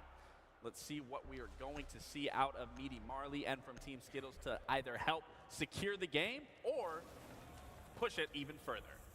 So now we're seeing the Bandit. I would have rather seen the Bandit come out sooner when you are on that attack, but we are seeing the Ace, so they are getting rid of 2 hard breachers, and that ability of Thatcher being able to help assist with those. I mean, I think the thing with the Bandit ban is that when you go into that second half, you don't know what bomb site it's going to be played on, right? And Bandit really isn't the strongest denial operator on that bottom floor bomb site. You like to see Mute, you like to see Kaid. Sometimes teams won't even run any denial. So if you ban a Bandit on that church bomb site down, or on that church bomb site down below, it's a bit of a suboptimal ban. Now that that bomb site has been locked out, they're not going to go to it again because they, you know they're going to rotate through. You know they're going to go to one of the upstairs bomb sites. Now you can leverage that knowledge into a better ban, and that's exactly what we saw. Bandit is far better upstairs. I think Team Skittles learned their lesson. They aren't going to play as aggressive. They have a lot of stall. They have Macy on Tuber Route to be able to use those Tuber Route canisters and to be able to slow down those hard breaches. Oh, you don't take damage in prep phase. That's actually good to know. That's it. Okay. Yeah, you don't take any damage in the prep phase. That is actually, I think, farly beneficial that you don't take that damage if a teammate accidentally shoots it, punches it, whatever that is. I do enjoy seeing that. I think it's pretty understandable that in the onset, teams will destroy those destructible ingredients early until they figure out how to use them to their advantage, right? You don't want to be in a position where suddenly a rotate is cut off for you as a defender, or suddenly there's a burst of smoke that you're not accounting for. Take care of them in the prep phase. Beautiful shot by Nugget to get rid of Macy J. Team Meaty Marley on attack, doing quite well. I guess it's just an attacker-sided clubhouse. Now, I am curious in terms of denial. Obviously, we have many things that can deny many things across the board. Now, obviously, with those pipes, when they are destroyed, it does emit that fire. I am curious with a Zoto canister if that then does freeze up the fire, delays it, and then it will explode almost immediately after. I would love to see that if we are able to, but not sure if we will, but we will be able to test it ourselves. These are questions that will be answered when we get greater opportunities to play the core of Siege. A reminder to everybody about getting access to that beta code. It is for Dual Front, not for the core Siege game you're seeing now. If you want to play what you're watching, you gotta play regular Rainbow Six Siege at the moment. But the beta code that will give you access to SiegeX is for Dual Front. Your favorite creators will continue to stream for about an hour once we're done the official broadcast, which is in a couple minutes, frankly. Once this show match is done and we talk to the winning team, we'll be saying goodbye, and then your favorite creators will continue to stream. And if you watch them and one of the partnered streamers, you can still gain access to the beta code. All you got to do is link your Ubisoft Connect and Twitch account, and you'll gain access to the beta code for Dual Front. That's available on PC and current gen consoles. Well, Parker, I am as excited as everyone else is to get my hands on it, but what I'm even more excited is to see this engagement of the Kaid taking that engagement onto Hot Tub, and then an immediately collapse of them trying to take site. Marley does a great job taking over construction, but Varsity once again taking Eno to school. It is on Marley for his team to keep them alive. If Marley fails here, that's the ball game. And it's a strike down the middle from Varsity Gaming. Team Skittles will win the very first Siege X showdown. Look at how happy he is. You can just tell how much it meant to him. I mean, look at all of them. They're stretching. It's just another day in the office. Look at Macy. He's like, oh, look, this was easy. I mean, show matches are for fun. We're here to showcase the new goods, but these are ultimately for fun. Teams are going to play operators that you might not see all that frequently. They're going to play operators that might not be in the meta. They're going to play bomb sites that you might not see very frequently. But we got to see in that particular map what the visual overhaul for Clubhouse looks like. We got to see the new pick ban phase in action. We got to see those destructible ingredients and how they factor in to the goings-on of a round. I mean, whether it's the destructible ingredients, whether it's the audio overhaul, whether it's the picks and bans across the board, we are entering a new era where metas are going to be shaped and defined all over once again for this. Well, you heard from him earlier today, and he's the winner. So why not hear from Skittles again? We've got Patricia down on the stage. She's having a preliminary chat with him. Hi there, I am here with with Skittles and Team Skibbles. Please give it up one more time. How you feeling with this win? Easy. I mean, you know your way around Siege so well, 10 years, right? Yeah. Do you have any advice for people who are yet to get their hands on Siege X? Take everything in. It's a completely different game. There's so much to learn. As you guys all saw, there's like a whole new band system, new lighting, new sound, gun inspection. There's so much to learn now. Just take it all in. Amazing. Well, thank you so much for your time, Skittles. It's been an absolute pleasure to watch you play. Thank you. All right, guys. So I'm about to take off, about to conclude, but before I pass you down to Intero and Laxine, I just have a quick word of gratitude. I have been a part of this game for 10 years now. I can't believe it. Yeah, woo, Siege. And in that time, I have met so many incredible casters and fan artists and creators and devs and cosplayers, and it really is my honor to be a part of what is very much a global community that is Siege, right? And so I just wanted to say I'm so thrilled for you all, so thrilled to see what's coming next and how it continues to bring you all together. Thank you again, everyone. Appreciate it. Awesome. Okay. Thank you very much, Patricia. Gratitude has been a constant theme here in Siege X, and I gotta say, it is really cool to see so many of the people who voice characters in our game show up at events. Patricia is just one of many that we have had an opportunity to meet at events all over the globe, and again, we're not here without you. Today was fantastic. I was a little bit nervous about this event because I know how much Siege means to so many people, and we knew the stakes, Gabe. But if anything, today should show how important this game is and how excited people are for the new era of Siege X. I mean, not even that, but just for everyone involved in the Siege community, whether new or old, this is a moment for every one of us to enjoy, to take, and to appreciate, and to just live in this moment and to carry it for the next 10 years of Siege and on Siege X. I mean, if it's really 10 years, I will be in my 40s, which basically in gaming years means that I am on the verge of the retirement home. But we got to see the new 6v6 game mode Dual Front. We got to see core gameplay updates. We got to see them in action in Core Siege in 5v5. There were lots of goodies, and we're not quite done yet. You can still gain access to the Dual Front beta for the last time. My call to action to you: connect your Ubisoft Connect account and Twitch. Watch either this stream or soon to be the partnered streamers, because we're about to wrap up, and you'll gain access to play Dual Front later today on either PC or one of the current gen systems. It has been one heck of a day, and it is a great honor to be one of the two people to take a moment to pay tribute to a game that has made our lives better, but has also just made our lives, period. Yeah. Think about where we would be if it wasn't for our involvement in Siege. You've been involved for almost a decade. I've been involved for coming on 8 years. That's crazy. So thank you to you, the community. Thank you to Ubisoft. Thank you to all who took part. Yeah. Cheer for maybe the last time. Absolutely. Thank you to Alienware and Blacklight, our sponsors.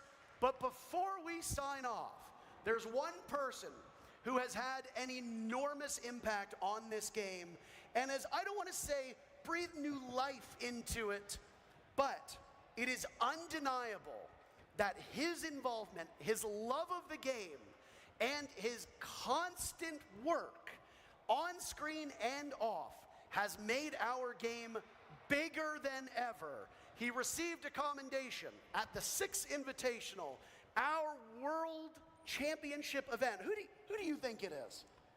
King George? Not King George. No.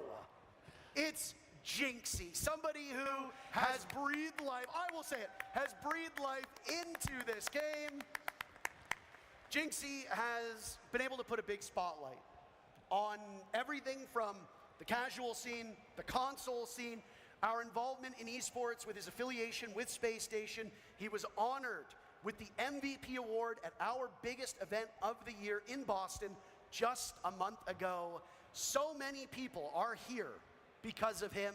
This game is here because of him. And before we toss to him, do you have any experiences with Jinxie? Do you have any anecdotes to share? You know, I said this in Boston, I'll say it here. I went into Jinxie's stream when he was averaging 10 viewers, 9 viewers, and something that has always stuck with me every time I've had my interaction with Jinxie is he's stayed to his character through and through. No matter he was at 10 viewers, no matter if he's at 90,000 viewers, it is so important to just remember who you are, to stay true to who you are, and Jinxie is truly the epiphany of that.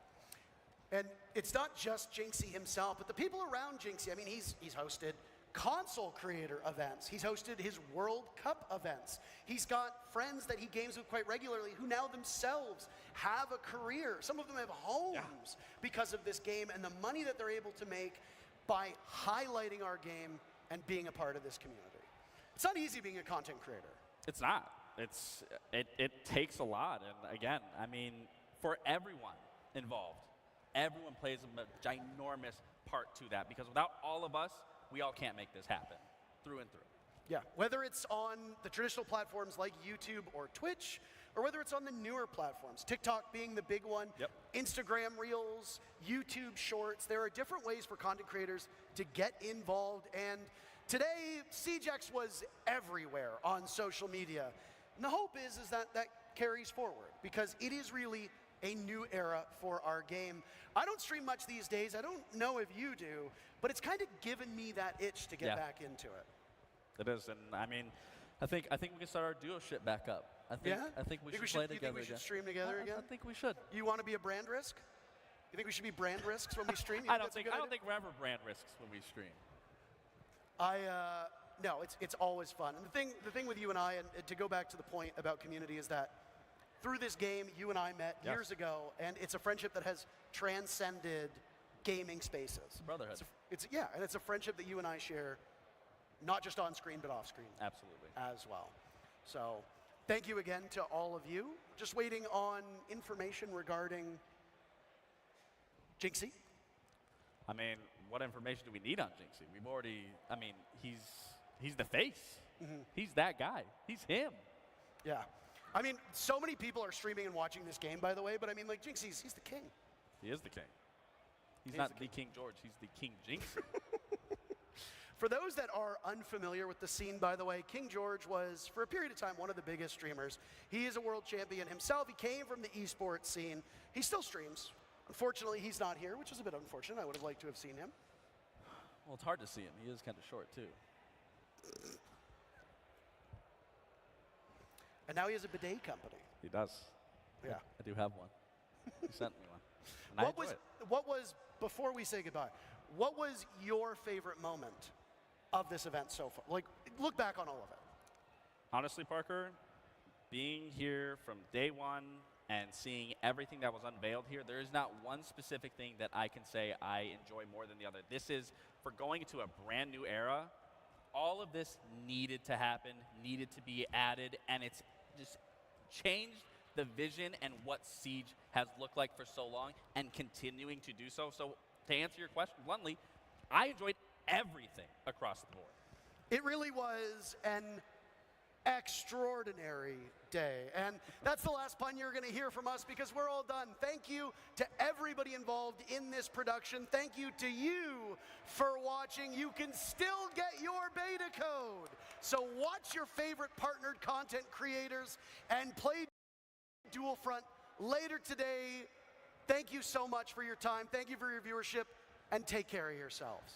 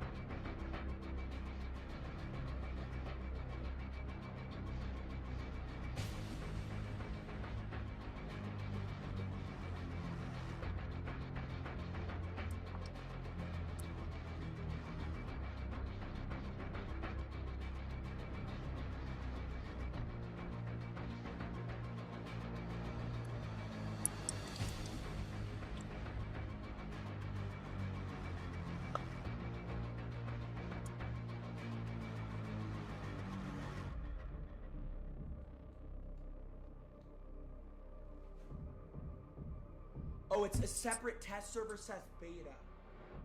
Oh, okay.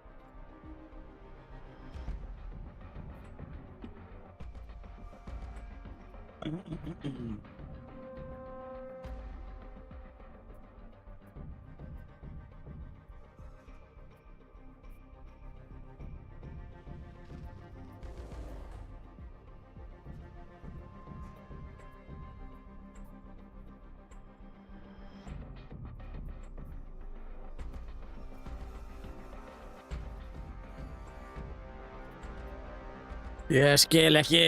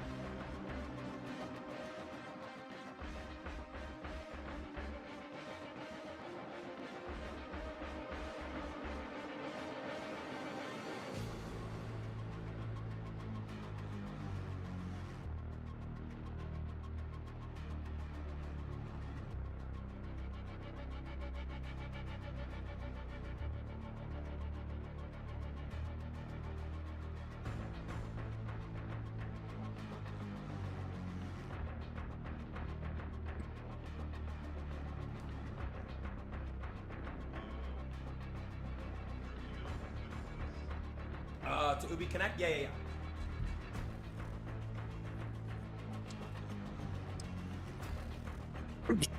Skil ekki neitt hérna sko.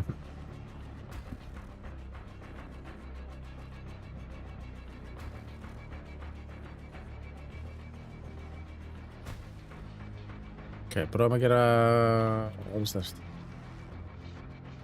Kemur ekki þessi showmatch? Hvað er þetta? Er þetta bara thank you for watching endalaust?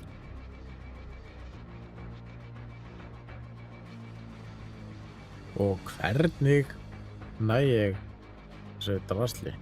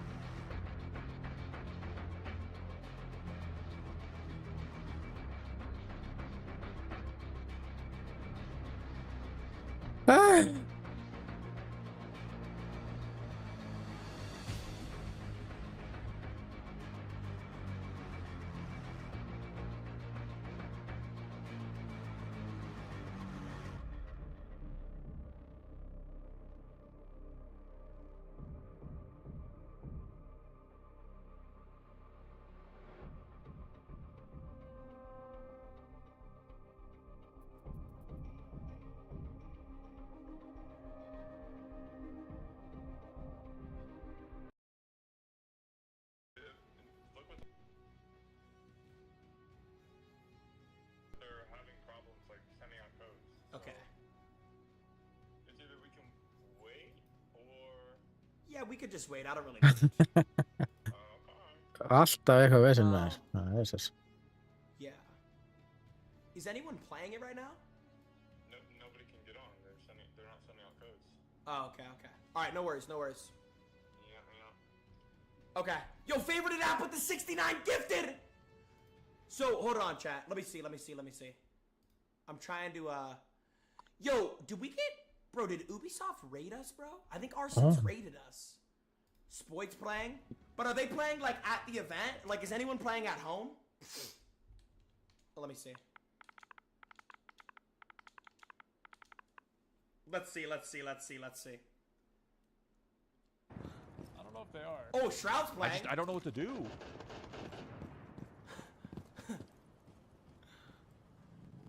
Okay, Shroud's playing. This is what happens when it goes full screen, right? When it goes full screen, my audio breaks. Okay. I don't know. I'm trying to see. Yo, Red Pool with the 5 gifted. Red Pool, I know it's 11 inches. Kidding. Red Pool, thank you for the 5 gifted. Chat, we are about to hit 100,000 subscribers. That is fucking insane. That is fucking insane, bro. Yo, Illa, thank you for the prime. Yasuo, thank you for the 10 gifted. Yasuo. Okay, hold on. Okay, High Vice. Of course. You gotta go into... They're saying you gotta go into Ubi Connect to enable the beta and then connect it to your Xbox. High Vice, so we go into Ubi Connect the thing... Okay, I really do want to play this mode, so... You gotta go into Ubi Connect to connect the beta and then connect it to your Xbox. So it's in Ubi Connect. Send me that in iMessage. Okay. How about I'm sending it to you?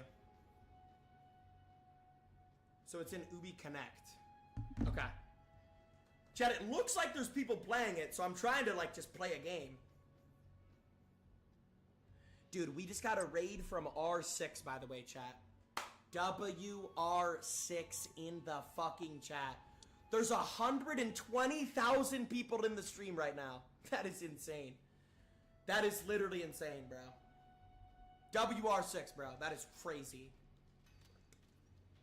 Chat, I'm so excited, bro. Oh, wait. I think we're getting it working. Maybe. We might have this working.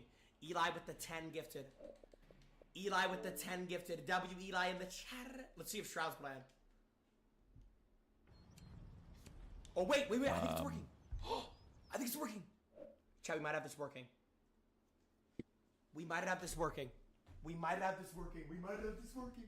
Dude, and if I can play on console? Yo, Springs, thank you for the Prime sub, baby. Love you, boy. Chat, if you have that Blue Crown next to your name, you can sub for free with Twitch Prime. Costs 0 cents.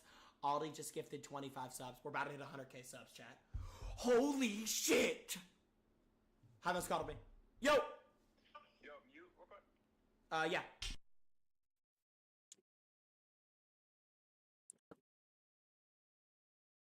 Já.